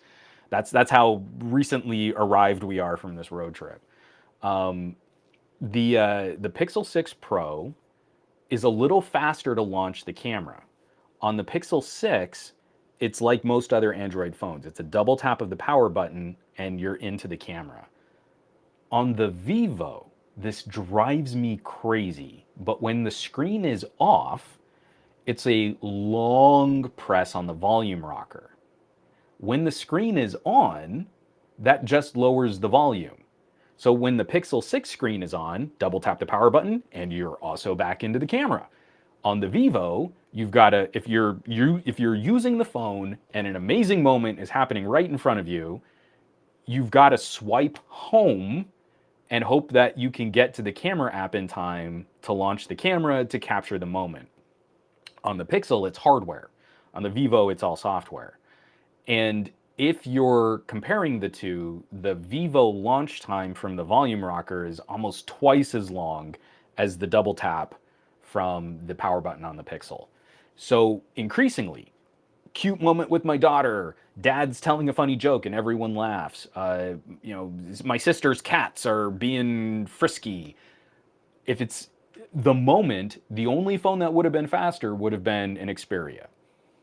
Otherwise, it was Pixel 6 all day, every day. But when we actually talk about the photo and video quality, these two fought completely different battles. So the Vivo became the phone that I would use to stage nicer photos. The shallower depth of field, the wider and faster aperture, the controls for super raw, so you could get a really information dense, much bigger raw file from the super raw photos on the Vivo. Even from the portrait sensor, so there's a dedicated portrait sensor on the Vivo. When I wanted to stop and compose and set up a nice image, like the big family photo before we really got into eating for Thanksgiving, you get all the family lined up and you get them sitting in front of you set the phone up on a tripod so that you can line up the shot right. There's the voice shutter action so my daughter could go, cheese, and it would take the photo and everyone thought that was adorable. All of that, Vivo. Vivo is just a stunning composition tool for that. But again, it's built a little bit more around the idea of you planning your shot. The Pixel is so good for candid photography. This is the long rambling way of me getting back to saying how like, oh, I used to walk around with a DSLR and I used to love taking candid photos. I don't love taking candid photos from phones because phones often try to highlight or prioritize the exposure and the HDR color over snapping the moment. And so your indoor photos on many phones, your subject is going to get blurred, or there's going to be motion, or there's going to be something that wrecks the photo because the phone is trying to meter for the darker indoor conditions and lift up the shadow detail and give you those bright, juicy, colorful highlights. You're not focused on the speed of nailing that moment. The Pixel still needs some work. There's definitely still some issues with some of the software processing, some of the functionality, and I hope Google can keep addressing some of those in future updates. But getting these larger camera sensors, I was snapping photos from the Pixel that I don't think I could have pulled off from a Pixel 4a or a Pixel 5a. And one of the major attributes, one of the major victories is the telephoto. The telephoto is a half-inch sensor on this periscoped 4 times focal length. So it's a 4 times zoom. It's 4 times the focal length of the main shooter. That is a little further than I think we're used to. Like on the Xperia Pro I, that telephoto is a smaller sensor on a 2 times zoom. It's like a 50 millimeter field of view equivalent. I forget. I think the Vivo is a 3x telephoto, but the sensor on this telephoto, on this like periscoped telephoto, is tiny. It's the smallest sensor on a telephoto I think I've ever seen. So you end up using the portrait sensor, which is sort of a normal camera sensor at 2x zoom, and it's flattering. It's good. Not as good as the 1/2 inch pixel binning sensor on the Pixel 6. And why that matters. Bigger sensor, faster aperture, and at 4x. So it's almost like having close to like an 80 or 100 millimeter, yeah, actually closer to a 100 millimeter telephoto. Again, I'm talking about photography and focal lengths and stuff like that, but it's 4x the reach of the main wide camera. That really compresses your background, and the sensor is already better at soaking up a little additional light. So cute moment happens with my sister and my daughter. I'm not right up in their face using the good sensor because I need the better sensor for indoor lighting. I'm across the room with a 4x telephoto, a 4x zoom, capturing that moment, and they're not distracted by me shoving a phone camera in their faces while they're interacting with each other. And that's the mark of a really good candid solution. You're not distracting your setup, your subjects while you're trying to nail that setup. So all these things you can talk about like, well, most people should be buying the Pixel 6 over the Pixel 6 Pro. Obviously. That's true. I still believe that. I still feel most people should be shopping the Pixel 6 over the 6 Pro. But if you get the 6 Pro and you care about things like holiday photos in dimmer or darker indoor conditions, and you're all sitting around family meals and stuff, and you want to capture those moments, the Pixel 6 Pro is so much more discreet. It is the best, like, sniper. I can just hold the phone up. I'm across the room. I snap that shot. I nail that moment. The sensor is doing so much more of the heavy lifting than previous telephoto sensors have done. The reach is fantastic. The background is compressed. The subjects are sticky focus. The Pixel 6 focus is real sticky. So you tap on them and then it follows them. So you can focus on your subject and slightly recompose your frame and then snap that moment exactly when you need to. And the Vivo and the Pixel are some of the best I've seen yet for really landing the moment you hit the shutter. Samsungs have bad lag. OnePluses have kind of an after action where they pick the clearest frame. They don't always give you the instant you hit the shutter. There's often a reset. So it takes a burst of photos and then it gives you the sharpest photo, but sometimes you can miss the moment. I mean, even in that quick burst. And then older phones, obviously, we're just working with much, much smaller sensors. So the telephoto sensor on the Pixel 6 Pro is bigger than the main sensor on the LG V50 and the Galaxy S10. So I can't tell you, like, for someone like me, I haven't shot a lot of candid photos from phones just because phones aren't really good at shooting candid moments. I was shooting so heavy from the Pixel 6 and just time and time again. I would think like this one's going to be a stretch. My daughter's reading a bedtime story to her grandparents, right? You know, it's just so cute and charming. Here's this 6-year-old and she's reading some pretty advanced stuff. Like Beyond Berenstain Bears and like my parents are just like, "Wow, your daughter can really read." But I'm not standing right in front of them, you know, using the good light soaking sensor. I'm across the room and they're not paying attention to me, or they're not doing that. My mom does that fake thing where she starts posing for the photo, but she's still pretending to be in the moment. And you can kind of see it, right? You can kind of tell. My dad'll just get distracted and like stare right down the camera lens. I'm across the living room and it's quick too. You know, like I'm kind of leaning back, I'm talking to Marie, I just kind of hold up my phone, snick snick, and that was the photo, and that was it. And no one was like focused on me trying to compose this nice family shot. Beautiful. So, the full breakdown. I had 5 phones. I had the Duo 2, I had the Pixel 6 Pro, I had the Vivo X70 Pro Plus. I had the LG V50 and I had the Galaxy S10e. I would say for the compute heavy individual, you'd probably want to go Samsung.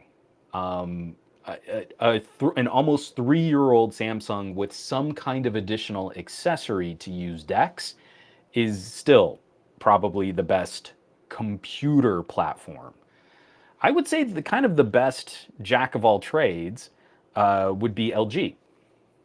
Not the best desktop mode, but it has a proper desktop mode. Not the best cameras out of all the cameras I've used here, but some of the best camera controls and some of the best features for really capturing content and shooting content. And then also some just genuinely the best media player. So when you need that downtime, you plug in some headphones, you got the quad DAC, and you're good to go. I'm not really, like I've been the LG nerd forever. This is the best all rounder, was the V50. The best standalone compute package was the Duo 2. So if you don't have a bunch of accessories to make DeX work better, then the Duo 2 is all encompassing. It is every bit of a phone and a tablet all combined into one. And it's way easier to just pack this and like a keyboard and not have to worry about needing an additional monitor or expanding the canvas space or doing additional work from there. This to me would work really well.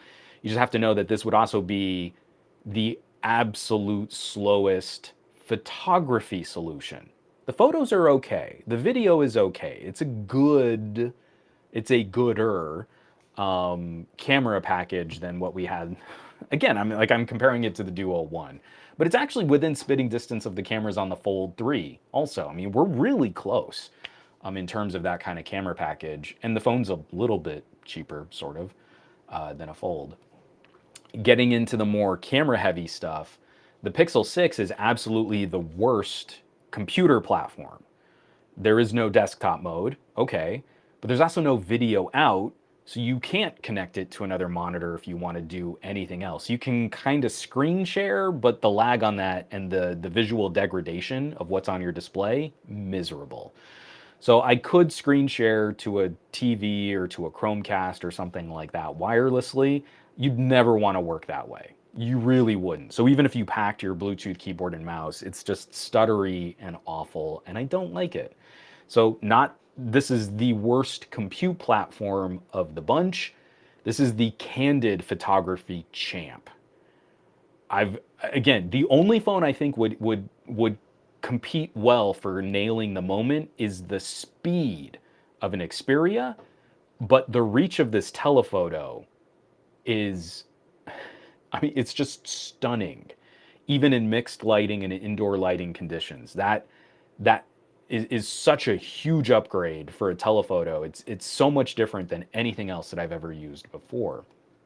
The flip side of that is, for people that are kind of more staging their shots and presenting the nicer portraiture of capturing a moment, the Vivo rocked my socks. Sort of mid-pack as a computing device. It's crazy powerful, but you only really have a screen share. You don't really have a desktop mode that you can use. But all of the additional features that go into this camera stack are fantastic for composing the shot that you want to take. From the voice shutter to the raw capture and the super raw capture to the collection of cameras on the back. The telephoto is really only usable in great light, but the portrait camera sensor is very good. That 2x zoom, that 50 millimeter portrait sensor is excellent. So this is the one that I keep wanting to just put it on a tripod and compose and shoot. The Pixel 6 is the one I just want to yank out of my pocket and nail a moment. And that to me is kind of the fun. Out of all of them, if I'd had to pick only one, like I can only grab one phone and I'm hitting the road and that's it. And like I've got to get all of my work done. I want some fun things for entertainment and for playing games and for listening to music. And this is the phone I'm going to rely on as the main camera. It's really close, but I would probably have sided with the Vivo just by a hair over the Pixel 6. The Pixel 6 camera came in clutch for all of those holiday moments, but having just some additional computery productivity stuff on the Vivo, that's probably the phone that I would have picked as the overall, like the champion device. But I mean, like the Pixel 6 telephoto almost by itself makes the case for it being just like such a beautiful photography solution. That's the road trip, man. That was a lot. I was packing tripods and and lighting equipment and all this other stuff, and it really was telling. Like just pulling a Duo 2 out of my pocket was so annoying to try and capture the shot, but it was so handy. Like for one of the things, I had to set up a video call, and you pull out the Duo 2 and you angle the screen right where you need it, and you have your video call. Like that kind of stuff is so it's overlooked because it's so helpful. Um, it, it's it's a really fun gig when you get to kind of compare and contrast and when you're in the moment. So it's not just I watched someone's video on this phone, it's not good enough and they said it wasn't good at these things. Really trying to handle these devices in those moments is really telling. Like it's pretty great. I like what I do. All right, I just got to get through. I want to kind of grab back through some of these comments. I'm way behind on the comments. Sorry. This road trip report card is going to get written up in a more concise fashion on patreon.com/somegadgetguy. McCorcoran 3, I mean, absolutely nailing it. What we need is the Pixel and its usability and camera to have a baby with the V60 productivity modes. When Google ever decides to give us like a true desktop mode and not just Android 12L, that to me would vaunt the Pixel. I mean, really showcase it as a platform for work and play. It's again, you just kind of run into these roadblocks. Every single product here is incomplete. Like if I could pick two, like say I grab a Duo and a Pixel 6, holy crap, is that a good combination, right?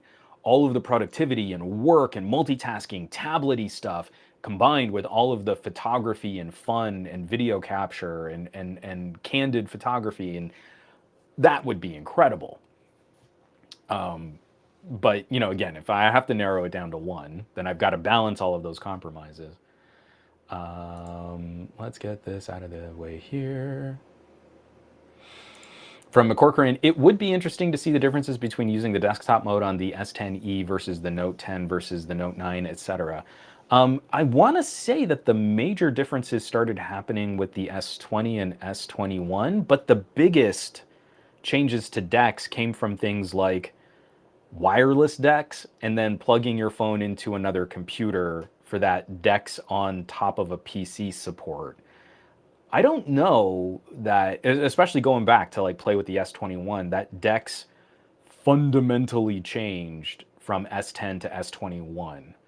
So again, obviously there are very small little fine refinements and UI changes and things like that, but I think the major differences have all come from how can you support DeX on other established computers, which to me matters not at all. Um,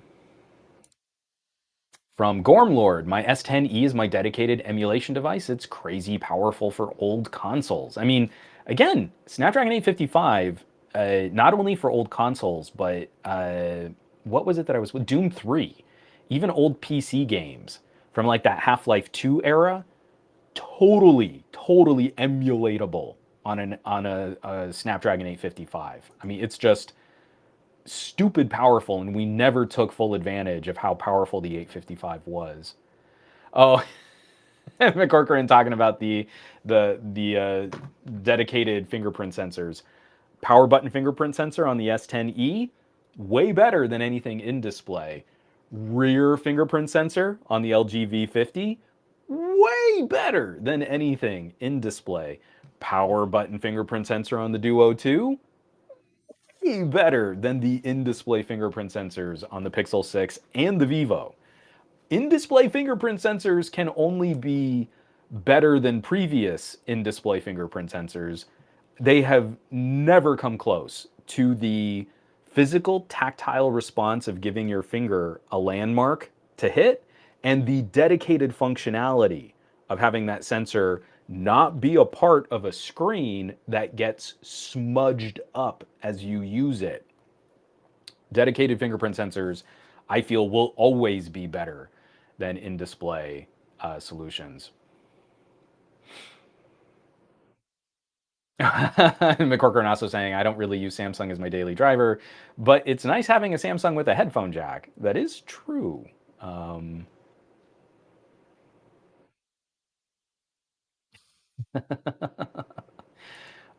oh, from All Greg, could Google open up the 50 megapixel cam so we can use the full sensor? So you do use the full sensor. The main functionality of a pixel binning sensor is to bin pixels together to arrive at like a 12 megapixel image. The GN1 operates that way, where you shoot a raw photo, you don't get a 50 megapixel photo, you get a 12 megapixel image. So when you shoot full resolution on a pixel binning sensor, there is some fancy demosaicing which has to happen because you don't normally have clusters of 4 red pixels, 4 green pixels, 4 blue pixels. You go red, green, blue, red, green, blue, red, green, blue. So you end up with a reduced image quality when you shoot full resolution compared to a true 50 megapixel RGB sensor. But it would be nice. If you're going to advertise it as a 50 megapixel sensor, I should be able to shoot a 50 megapixel image. I don't know if Google will ever give it to us. I think from Google's perspective, they're making the most streamlined camera app and the most streamlined camera experience. So I don't know. It's not going to be reflected in the RAW files because the RAW takes from the camera hardware and from the camera firmware the full binned resolution, and that's always that's always been the solution for these types of sensors on third-party camera apps. You don't really get the full resolution, the advertised resolution, because the main functionality of that phone is arriving at much, much larger photo sites by binning these pixels together. So from Rico Man, this is one of the major aspects of shooting on the Pixel. Have you noticed how the 4x zoom sometimes just uses the main sensor instead? I noticed it last night. So here's what the Pixel is doing that's different from every other telephoto solution that I've played with. Starting with the iPhone, when the iPhone and when Samsung's, they started going with 2 sensors of different focal lengths. Because I think Huawei might have been first for dual sensor, but it was 2 sensors shooting at the same focal length. Or was it, well, LG did ultra wide first, but for telephoto, we're specifically talking about telephoto.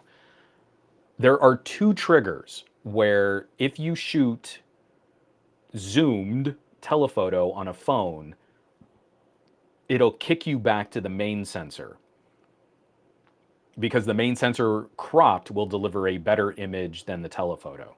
The first issue is low light.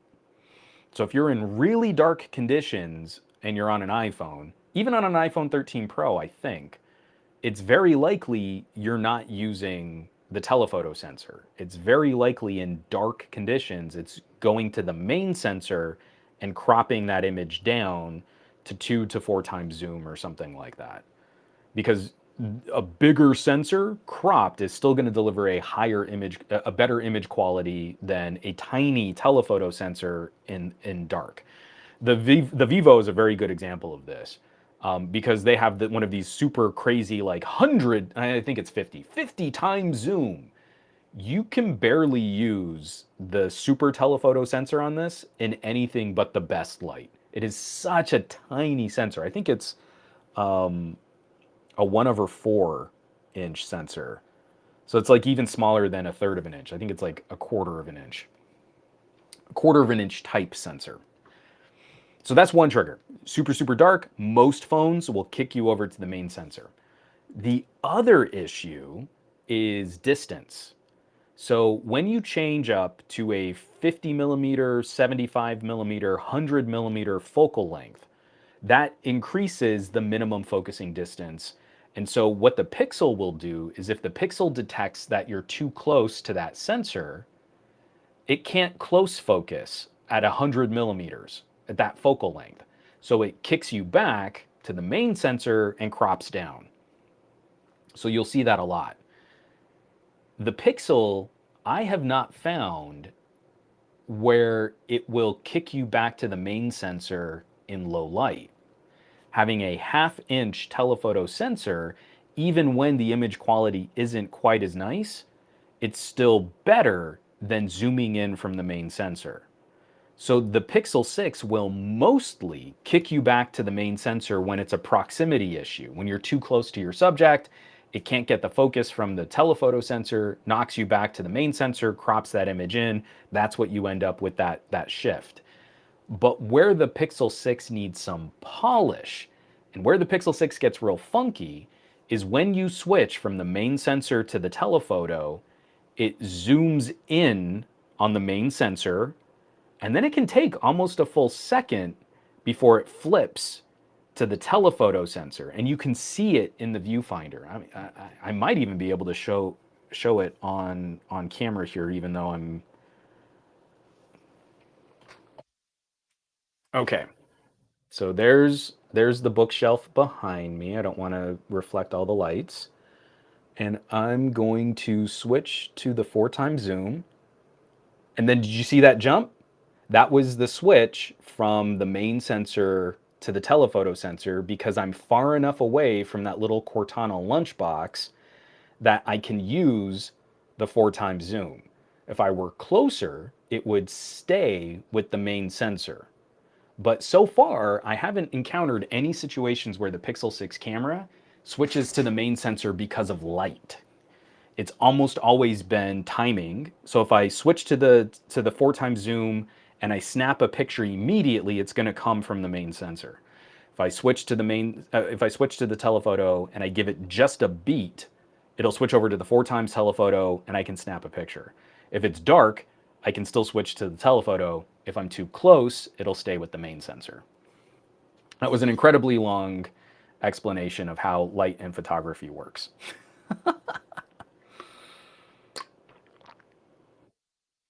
Ah, but yes, you'll see it. This is absolutely something that Google needs to polish up on the app, though. I think it takes just a second too long, and I think it's a jarring transition when you go from the main sensor to the telephoto. Geet Madden, the iPhone 13 Pro does the same with kicking you to the ultra wide sensor because the minimum focusing distance on the main sensor is pretty high. Lots of phones do that now too. I think it was most egregious on the One Pluses, like the OnePlus 8 and the OnePlus 8 Pro. I had to turn it off. Thankfully, you could, but it was so annoying. You'd get into that medium distance, and even when you weren't at the minimum focusing distance of the main sensor, it would still kick you over to the ultra wide. And like, that is not what I want to do. Stop doing it. And it's stark enough that it totally changes your composition, and then it's like pulsing back and forth. If you're sort of right in that middle zone between the two sensors, it drives me nuts. But yeah, I don't like it. I don't like it on the iPhone. I don't like it on any other phone. I do not like it, Sam I am. So let's get that out of the way here. I spy with my little eyes too, some gadget guys.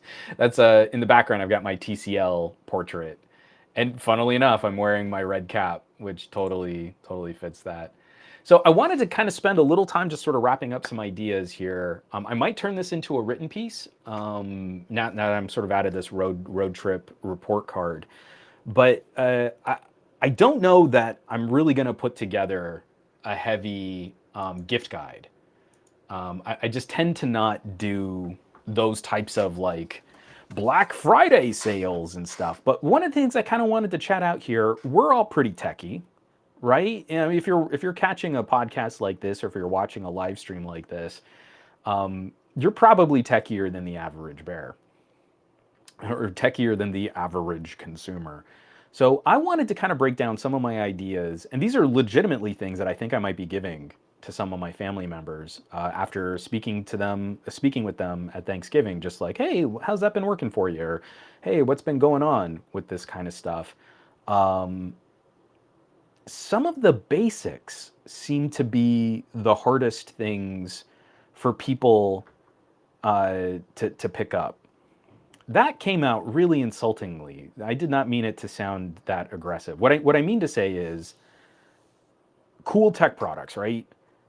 This is a $1,600 worth of smartphone. This is like $1,100 worth of smartphone. The Pixel is still like about $1,000, depending on how and where you buy it and what features and stuff. Dave Burns, it's one dissension. I'm amazed that that's not like a Reddit thing that people are calling me out for. I just don't like his tone. I mean, he's not wrong about anything, but why can't he just only say nice things about Apple and Samsung like everyone else? Oh, I don't like his tone. Um, I'm sitting with all these people, and we go to take a family photo. I set up the V70, the V70. I set up the X70. If you don't know how I feel about the Vivo, the fact that I keep calling it a V70 should tell you how I feel about the Vivo. Um, but yeah, we want to set up the nice family photo. It's up to me. Like they basically just like, hey, Juan will take the nice family photo of everybody sitting at the dinner table. It seemed like such a shock that I actually took a camera style tripod to set up a nicer portrait shot. And so I really wanted to help my sister and her husband take a nice holiday photo for their Christmas card, but we just didn't have time. The trip was too short, and there was too much going on with cooking and cleaning for Thanksgiving. We didn't get around to it. So we hit the road, and I get a text from my brother-in-law, and he sends me a photo of like what they're doing to set up their holiday photo, and it's like an old music stand, and the Pixel 4a is sort of balanced precariously on the edge of this black metal music stand, and they've got it like propped up. They had to move their coffee table so they could set it at the right height, and you're like, you know, that's a really basic one. They're a young new family in a new home with a kid and cats, and like they've never thought of just picking up a cheap tripod. So I don't think my sister listens to this podcast. I'd be shocked if she'd even made it this far into an episode. But like that's a biggie. So I'm looking around at some of these different options and some of these different solutions, and I didn't bring my tripod up with me, but um, one of the things that I think I'm going to get her for Christmas this year is a nice phone mount. So this is my Rode, but there are a bunch of this is the metal one that's got like springs so that you can really lock it in, and it's very skinny. So it helps with different phones that might have like volume rockers on opposite sides of the power button, or with other sort of phone form factors that can be sort of problematic. Like on a Sony, you've got a limited amount of space between the power button and the shutter button, so you kind of want a skinnier mount to lock that phone into place. But so I'm getting her one of these. It's a spring-loaded metal phone mount, and it has a cold shoe so that you can attach like a light or another accessory, and then it also has individual tripod threads so you can go portrait or landscape. But an inexpensive tripod. I mean, such a huge, handy, practical gift. And think about those people. Like maybe they had one back in the day when point and shoot cameras were a big deal, but they don't really do that with their phone. You can always just use the selfie camera. You can always hold it.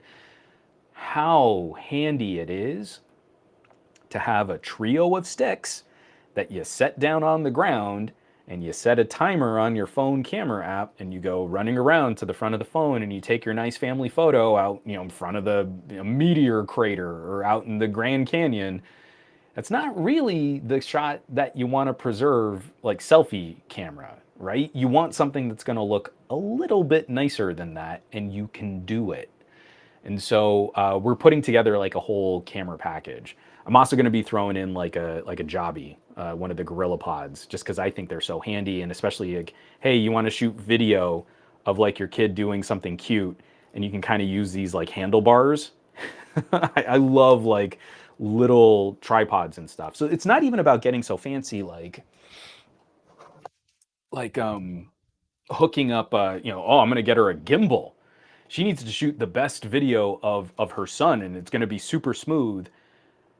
It takes too long to set up. It's another thing that you've got to charge. I know for a fact, like my sister would think this was cool, and they'd use it a couple times, and then it would probably just sit in a drawer gathering dust. My gimbal doesn't get used very often. And because smartphone camera image stabilization is good enough that if I can just put a phone on some kind of tripod and hold the tripod, I can get pretty close. So I tend to not go for this unless I know someone's really more of like they're planning a cinematic style shot, or they're really into an action style photography that the additional motorized stabilization makes sense.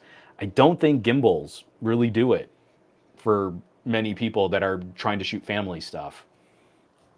So I got some questions here.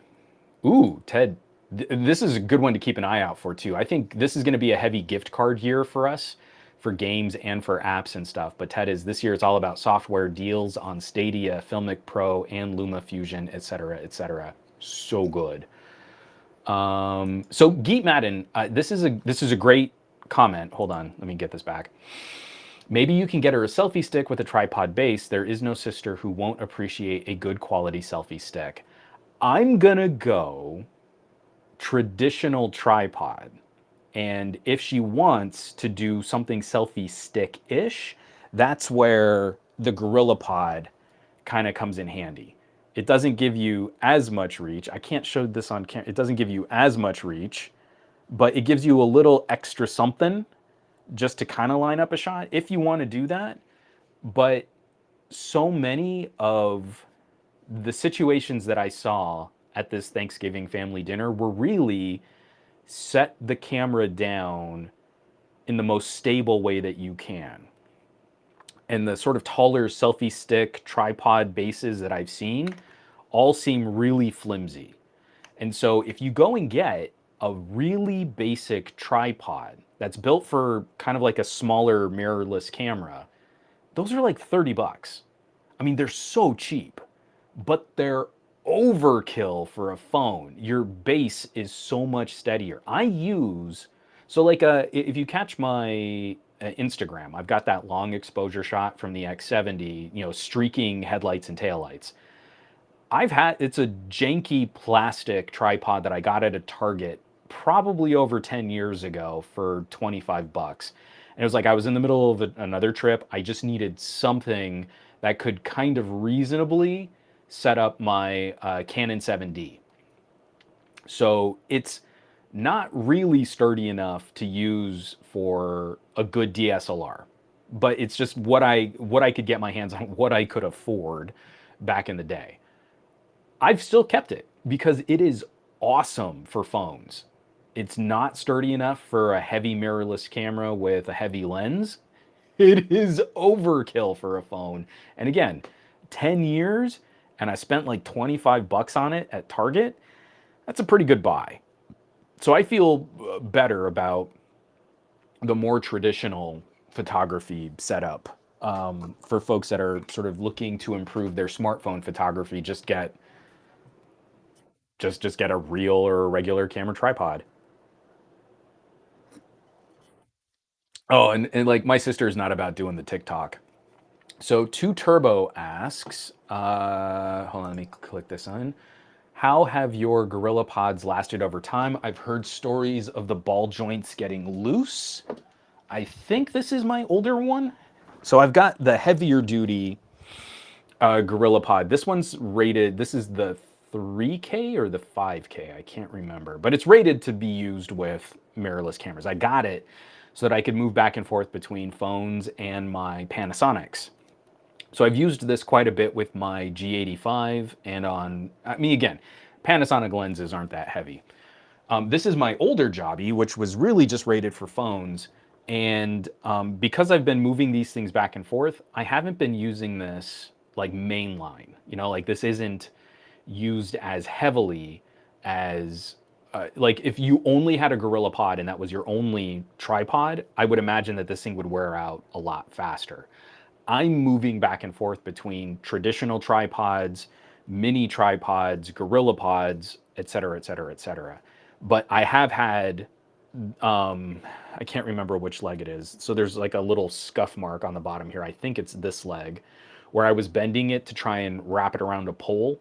And it's one of these joints in here that the ball popped completely out. And I popped it back in, and it's still reasonably stiff, but they do age poorly. They do start to break down, they do start to wear out. So the heavier you use it, I would highly expect that these types of things, you just kind of have to factor that into the cost of using a Gorilla Pod over a longer period of time. If you can mix it up with more traditional tripods and take some of the wear and tear off of it, then they can last for a really long time. If you're mainlining it, a couple years, and I would expect those joints to start wearing out. Like this is not going to be a forever purchase like a regular tripod. But this one has lasted longer than I thought it would have with my style of use. And when it's failed, I've been able to piece it back together. So that at least I still give it a thumbs up. It's just there's a reason why old school tripods last forever. I've got my grandfather's tripod in the office right now. This tripod was made in the early 60s. This is a Vivitar. This is a Vivitar aluminum half, I forget what this style of leg is called, but it's a half cutout. This tripod is what? 30 to, oh no, 20 years older than I am. And I still keep it in the office to line up shots and stuff. So we're really not going to find this kind of longevity in a modern day photography accessory. They just don't make them like they used to, especially for how stinking heavy that aluminum tripod is, even for not having sealed legs.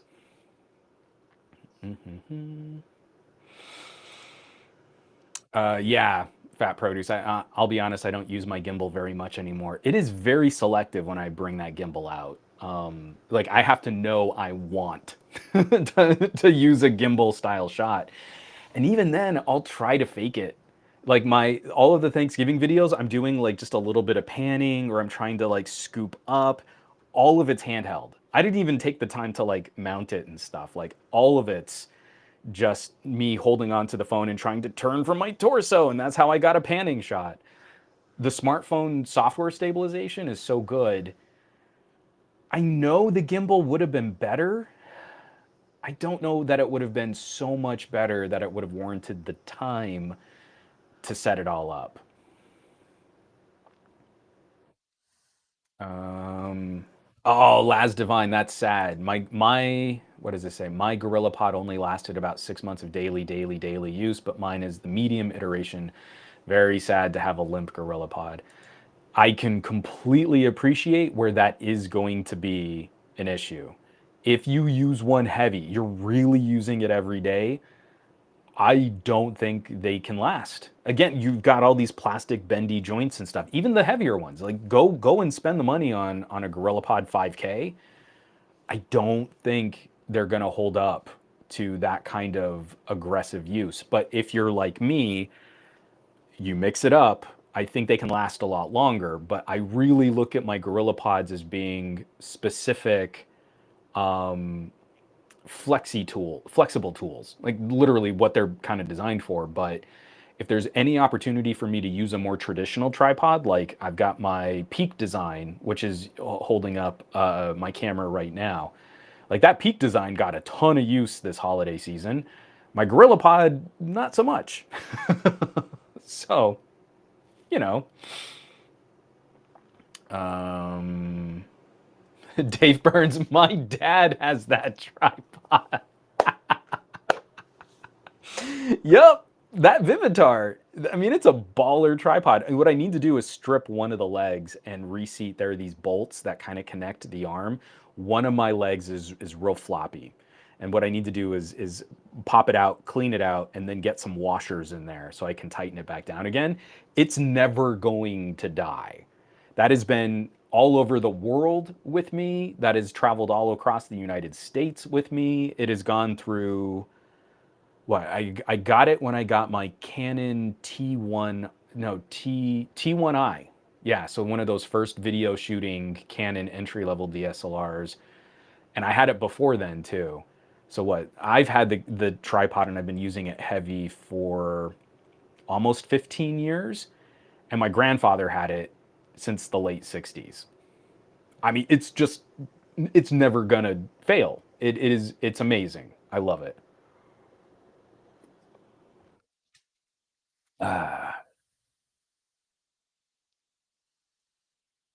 Yeah, the aluminum tripods are very heavy though, Ted.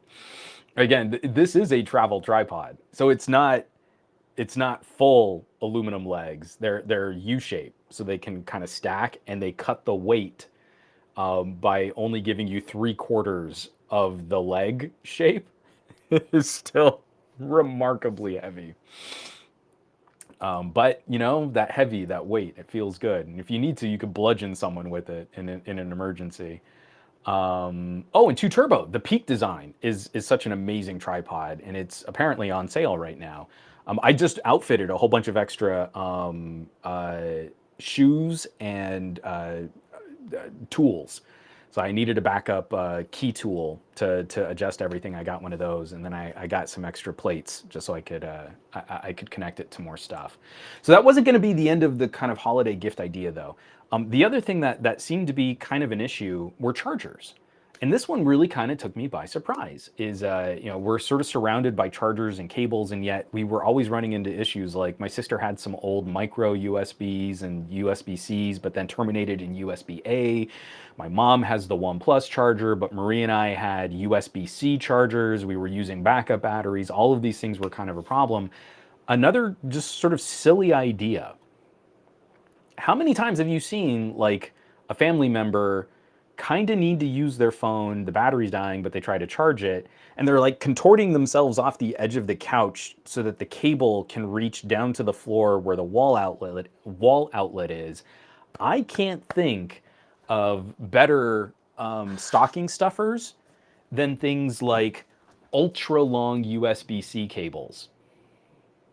So this one is a fancy one. This is my Nomad. But when like how much additional cable you get here, if you need a quick, easy, last minute gift idea, figure out what phone they have, but a USB cable, a longer USB cable, is worth its weight in gold. So, like I've been using this with the little Nomad wireless charger. This has become kind of my go-to testing for wireless chargers. I don't wireless charge a lot, but it's nice having something that can kind of, just kind of stay propped up on a desk, and I can top off a phone if I need to, or especially for earbuds. Actually, most of the earbuds I use have wireless charging in the case. This cable came in clutch while we were traveling. We'd be in a hotel room, in a hotel bed. My wife has to have all of the chargers, because we're sharing, it's the three of us. It's Marie, Lex, and I. Two queen size beds, and you've got that little table in between the two beds. Well, my wife needed that for all the stuff that she needs on, and my daughter would just kind of clutter it all up. There's never any other outlet by the side of the bed. Like that doesn't exist. So we would run an extension cable off of a wall charger, and that would get a charger by the side of my bed, but on the floor. And then if I wanted to plug in my phone and still use it, it's a really long USB-C cable that needs to be in the mix. So the Nomad one has been like my go-to. I've been now packing this, traveling with it, and I've got both the USB-C and the USB-A versions, just so that I always know, like, no matter what charger or what cable or what hookup I need, I've got some option to use that kind of stuff. Other things too, like we were just talking about for like office and productivity stuff, kind of blew my sister's mind when I was showing off a folding Bluetooth keyboard. These things are still super handy for a lot of people. And again, Like my brother kind of got it. It was just immediate. You could go with a phone and a Bluetooth keyboard and still write and have a better experience with emails and kind of noodle around on some spreadsheets or sign some documents. Like this combo right here is crazy accessible, and it prevents you from always needing to pull out a laptop. So much of this stuff is kind of overlooked when we think of like gifts. There's so many things we can do. We can do lighting for photography. We can do microphones for recording.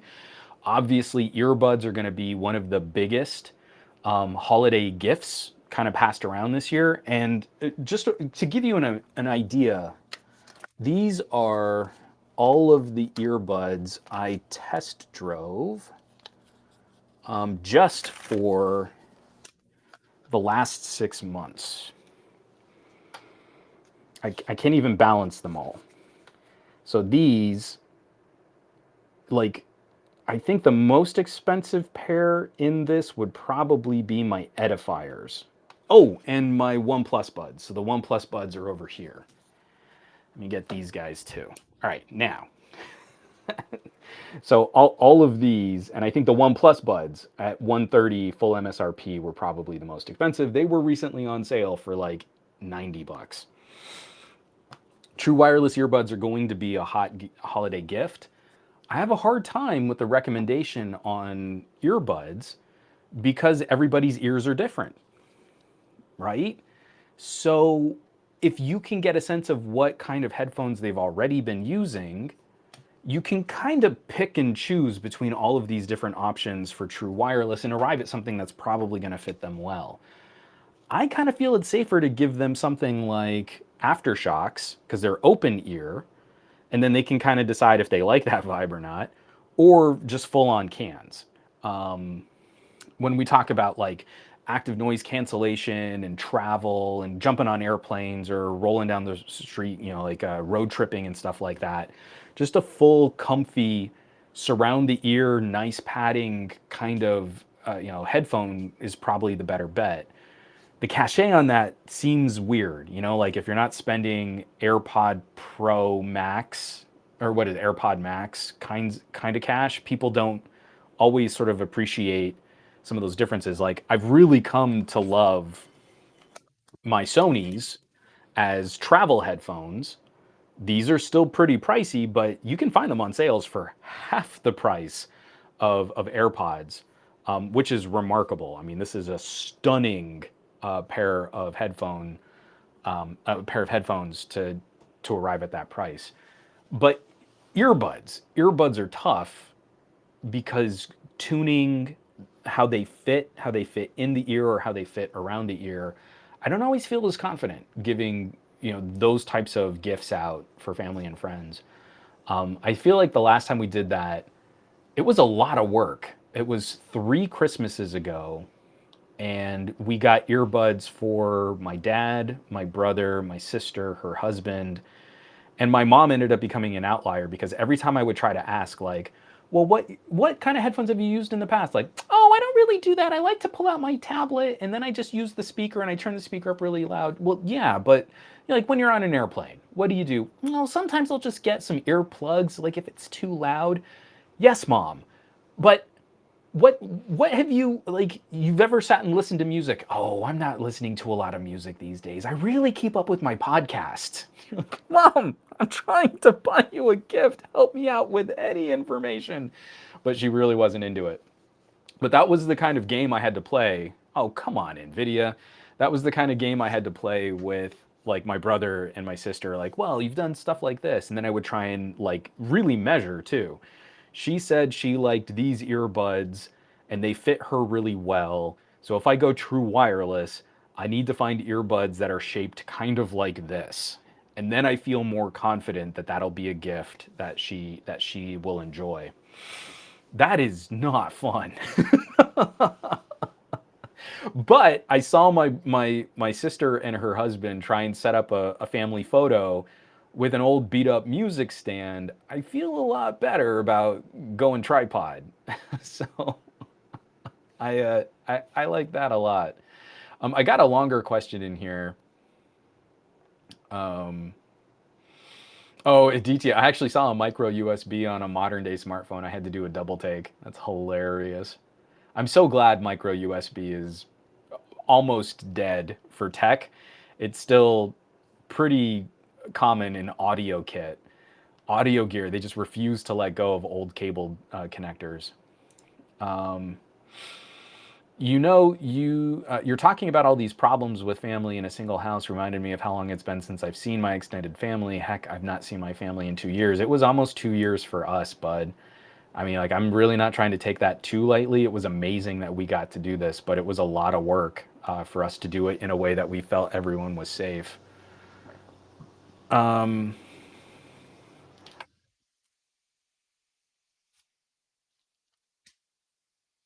Yeah.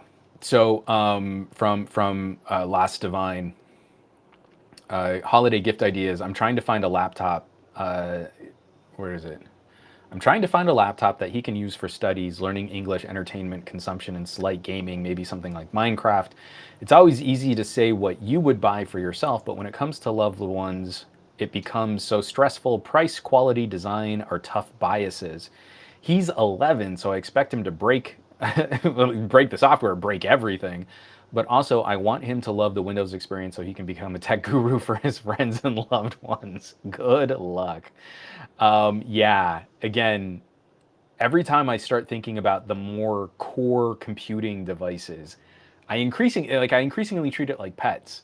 Like, do you know your siblings well enough to buy them an animal that they would have to take care of and it would become a part of their family? If you don't know your family member that well, I think you would have a hard time buying them a phone, a tablet, or a laptop. Like to me, it's becoming that personal of a purchasing decision. But all of the things that surround it, good bags. How many times have you seen family members carting around tech in miserable bags?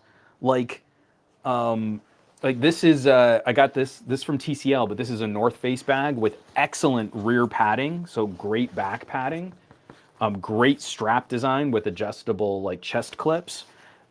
It's you could take a laptop out on a hike and be in reasonably good shape for keeping all of your tech from like just smashing into each other.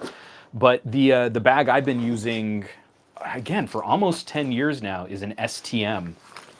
I'm such a I'm such a fangirl for good bags and love the STMs. But this is an Australian company. I don't even know if they sell this backpack anymore. But I've been using this for yeah, I want to say almost 10 years now. Again, adjustable shoulder clips, really big, thick, plated back padding, secret pockets galore so you can kind of hide things. It's got the travel strap so you can throw it on your luggage. So you pull up the handle on your suitcase and you can slide the backpack right over. And all of this is held up even though I've overpacked this bag so many times. And the thing I love about this one is the laptop compartment. One, it's got that really soft, fuzzy material, but it's not flush with the bottom of the bag. So there's a little float. It's like just about an inch, maybe 2 inches, where the laptop pocket doesn't go all the way down to the bottom. So if you ever drop the bag, your laptop isn't hitting the ground, it's floating in the bag. And then the bottom of the bag, I love showing this off. The bottom of the bag has a little poncho. So when it's really wet, you can cover it, but when it's dry, you've got all of this extra poncho material on the bottom base acting as a cushion. It's almost like having a little mini airbag inside your backpack. So, you want to spend a little bit of cash and you want to get someone something nice, check out what they use to carry all of their kit. Because something tells me a lot of people out there are just trying to make do with something that they've used on other gear, and it's maybe not working as well as it could.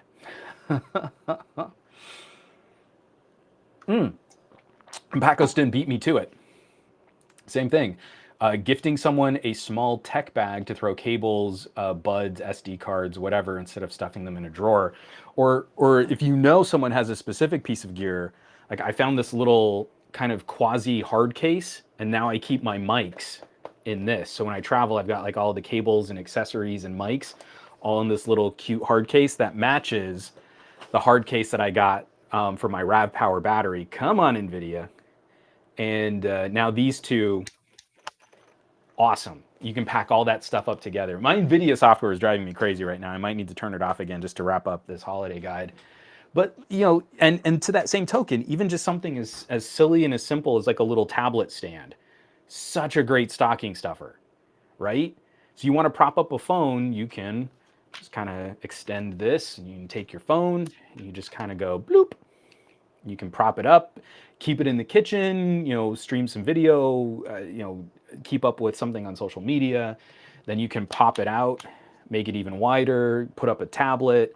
These things, they're like $8 on Amazon. I actually have the Amazon Basics version. So many different brands have sold this style of folding tablet stand, but I use them a ton, not just for my videos, but for just for keeping stuff, you know, propped up around the house. Let me get down. I'm way behind on the chat. Sorry. Oh, from Dustadore. You see, I'm not gonna fight you on this at all. I have the Sony WI-1000 XM2s because I'm afraid of True Wireless, and one always says neck bands will always be better than True Wireless. They're downstairs right now, but I have my One Mores. I have my One Plus neck band in the box over there, and I still cart out my LGs. Those tone neck bands, they're still so good. I'm sad that we'll probably not see a lot of software polish on those anymore. But I just the little retractable earbuds, pop them in. The button for quick actions. Those tone neck bands have been phenomenal. Dave Burns. My family hates me because I ask them what they want and then I get it for them. I ain't wasting my time and my cash on something they might not like. That's hilarious. You know what you know, it's so much more practical. Marie and I are kind of doing that this year. Our big gift to each other is going to be, you know, getting a babysitter for Lex. Probably my cousin who lives out here if she decides that she wants to help us out with this. But getting a babysitter and then going out to a nice, expensive meal. That's our gift. We're not anything practical for the house, not, you know, getting each other, you know, like wacky Lego sets or Blu-rays of our favorite movies. Like, we want to go do something just for the two of us. But we did set up a $20 limit on a gift that we could open. And we're literally just like, I don't know, what do you want? And that's how we're kind of picking those gifts. So, David, I completely know that feel. It's hilarious. Gormlord, I saw an SD card adapter at the store with a mini USB connection, and it made me physically ill. I am so happy. Again, I don't think the only thing I have that still uses mini USB is my old Olympus recorder. So I've got a handy recorder. It's kind of like the Zooms, but it's way older and it still works. So I'm not going to replace it. But the thing that drives me crazy is I've got to find a mini USB cable for it every time I try to bring it out. Or sorry, let me scroll back down through the chat and then we can start wrapping this up. Yes, I cannot say enough nice things about Peak Design. In terms of small cable bags, the Peak Design origami bag, the knockoffs are very nice. I would say go support Peak Design. And especially once we saw how Amazon ripped off the Peak Design sling, it motivated me to buy another Peak Design. You know what? I'm turning off the NVIDIA. Driving me crazy, auto frame. I bought the Peak Design sling. So this is the bag that Amazon copied. And I had another Peak Design backpack, which is buried in there. Got a bunch of old camera bags that I bring out for very specific. Again, I'm kind of like that with like I am with earbuds.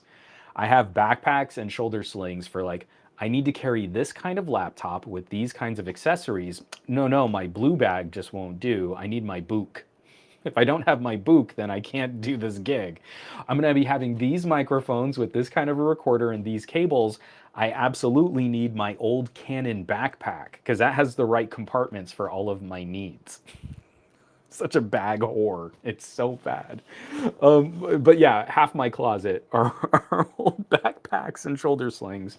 But I had to get the Peak Design. Again, so when you played with some of those cheaper alternatives, and then you pick up like the real deal, I don't want to sound like I'm, like, oh, well, you can tell by the quality. You can kind of tell the quality though. The compartments are so much more rigid. The case, the padding for all of the pockets and things, just the kind of armor plate that you get on the bottom of this bag. The Peak Design bags are phenomenal. They're pricey. They are expensive, but I love the bag. Can't say enough nice things. You see, like your family members maybe just have a couple little extra accessories and stuff. Getting them a small bag, a small backpack, a small pouch, something, kind of a big deal. It's a good gift. I really really like it. I do. So again, it's funny, like getting to spend time with my family this year for Thanksgiving. A lot of their gifts are going to be, hey, I saw you were trying to do this at dinner. Here are a bunch of accessories that are going to help out with that.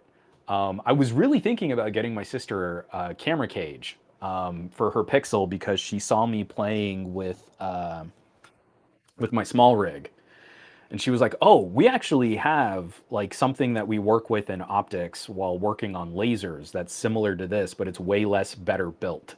And so she was thinking like she might grab one of these. So the actual cage is only like 60 bucks. And it is really handy for putting on a tripod, connecting cold shoes. I spent the extra money just to get an extra hand grip so you can really hold on to it. And just this as an operational control apparatus for shooting phone video makes your video look better. You can just hold and move and mount and brace so much easier. So again, these types of things, this is overkill for most people, but once they set it up, they'll probably like it. And depending on their phone, they might even be able to use other lenses and optics, which is really fun. I mean, it's just really handy stuff. And then I think for my brother, because he hasn't been playing a lot of video games lately, but the few games he has, he's been complaining about his controllers. I might end up going with like a Steel series. Like the Duo has just been a fantastic phone and PC controller because it can go back and forth, wireless, wired, Bluetooth, and dedicated adapter. So you can set it up for using it on almost anything, which is pretty cool. I hook it up to Bluetooth on my phones, and then I use the wireless adapter on my little Nook, and it's been probably the best controller I've ever used.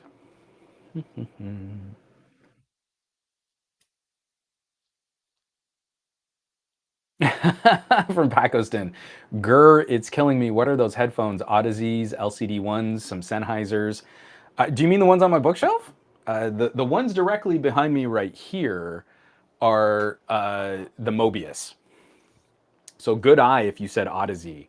They're the closed back planar magnetics on the bookshelf right there. And I flip and love these things. The head tracking is exceptional. It's probably my favorite version of spatial audio, even though it doesn't really do spatial in the way that like Apple's trying to highlight spatial. You have to hit a button that says I'm looking at the display, but once you calibrate it, the head track is so natural and it's very precise. I love those things. And TED Talks Tech support Peak Design. They sell used gear on the website, but you still enjoy the lifetime warranty. That is a great tip. Go check out the Peak Design website. And if you've ever owned Peak Design gear and you don't really use it anymore, send it back to them. They'll sell used and refurbished gear. It is, again, they're such a great little indie photography company. I love their stuff. Um, yeah, 2 turbo. Same thing on the Peak Design. The 40 travel bag has been my daily travel bag for over a year now. It's so nice. It's so good. Someone else had a lot of people are talking about a different sales and gear and stuff like that. Oh, yeah, there are some 770s up there. I do have the LCDs. So you were right. I have them in a hard case though. So my Odyssey LCDs are packaged up. I've been reaching for the Mobius a little more frequently just because of the Bluetooth and the convenience, but especially while I was going through all of those USB DAC videos and even on some of like the comparisons, like I had the FIO BTR5. I can kind of jam some planar magnetics on that BTR5. So I always keep the LCD ones ready to go. All right. Um, Dang, Juan, fancy stand for your Odysseys. Yeah, keep some headphone stands around, but I have way too many headphones to keep them all out and displayed. Yes, two turbo Peak Design stuff is extremely well thought out, and the lifetime warranty on that is great. I snapped the silly little they have a smartphone mount that's built into the Peak Design travel tripod, and it's not very well built. It's a very plasticky joint that extends to mount your phone, and it's super prone to failure. And I've snapped it a couple times, and they just keep sending me new ones because they know it's a fault in their design. Like I actually have it on this tripod right here. So it's just built into the base, and you have this little hook and this little latch, and it goes yonka yonka yonka, and you can set up most phones. But when it's latched into the tripod, this swivel joint right here cracks. It fails over and over and over again. I think this is my third or my fourth replacement. This isn't very well built, but it's a part of the tripod. It's super handy to have, and I've used it with a bunch of different phones. Even larger phones will fit in this setup, but you know it's going to break. So I've seen a lot of people complain like, "Oh, this is so crap and it broke." So send an email to Peak Design and they'll replace it. And they'll just keep replacing it because they know this isn't one of the best pieces of their travel tripod, but it is. Again, for the completionist like I am, I need to get it back. There it goes. I want to have that feature because that's one of the things I bought the tripod for.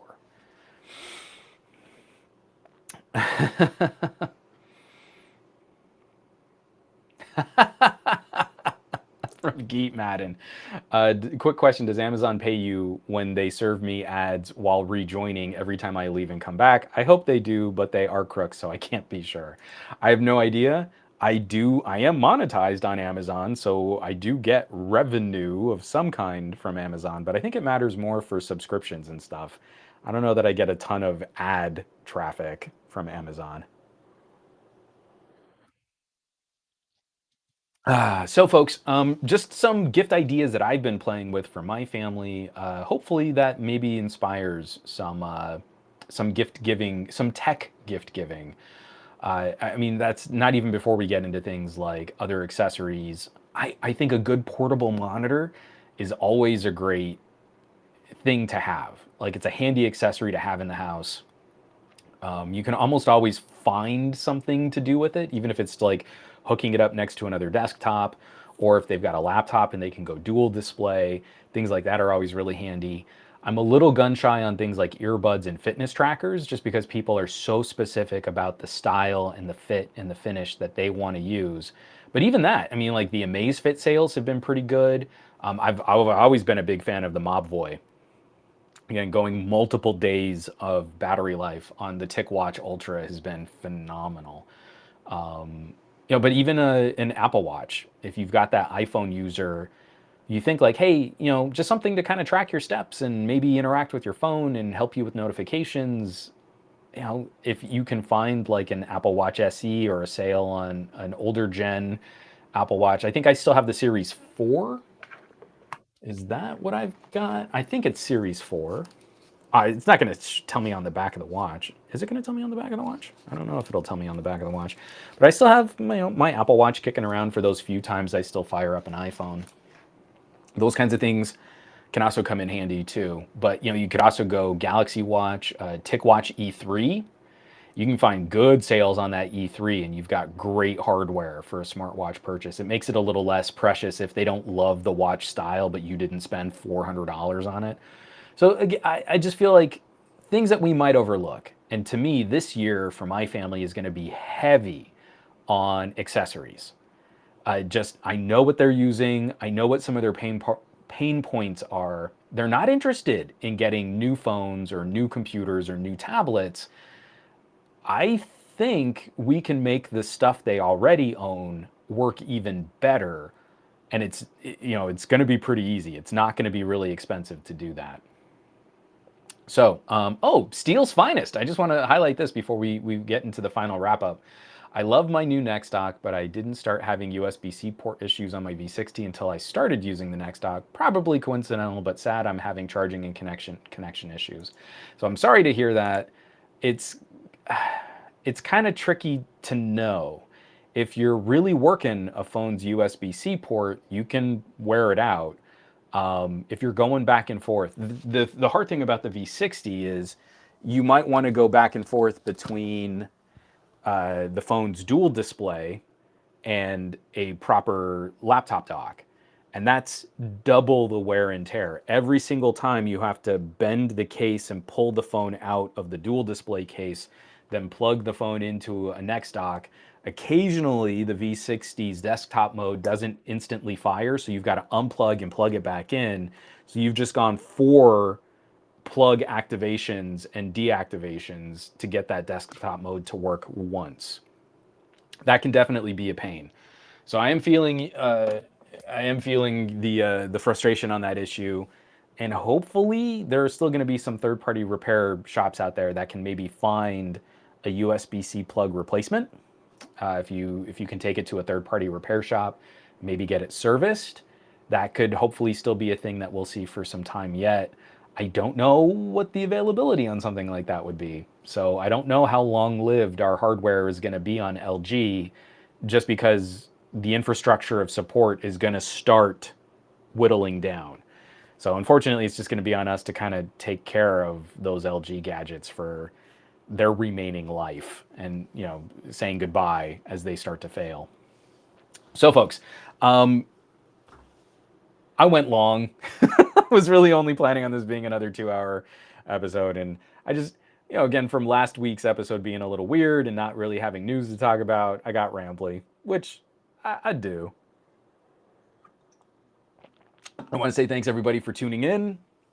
If you've got some other gift ideas, please feel free to share them in like the comments on this video, the comments on this page. Everything that we've talked about, all the housekeeping, will be available on SomeGadgetGuy.com.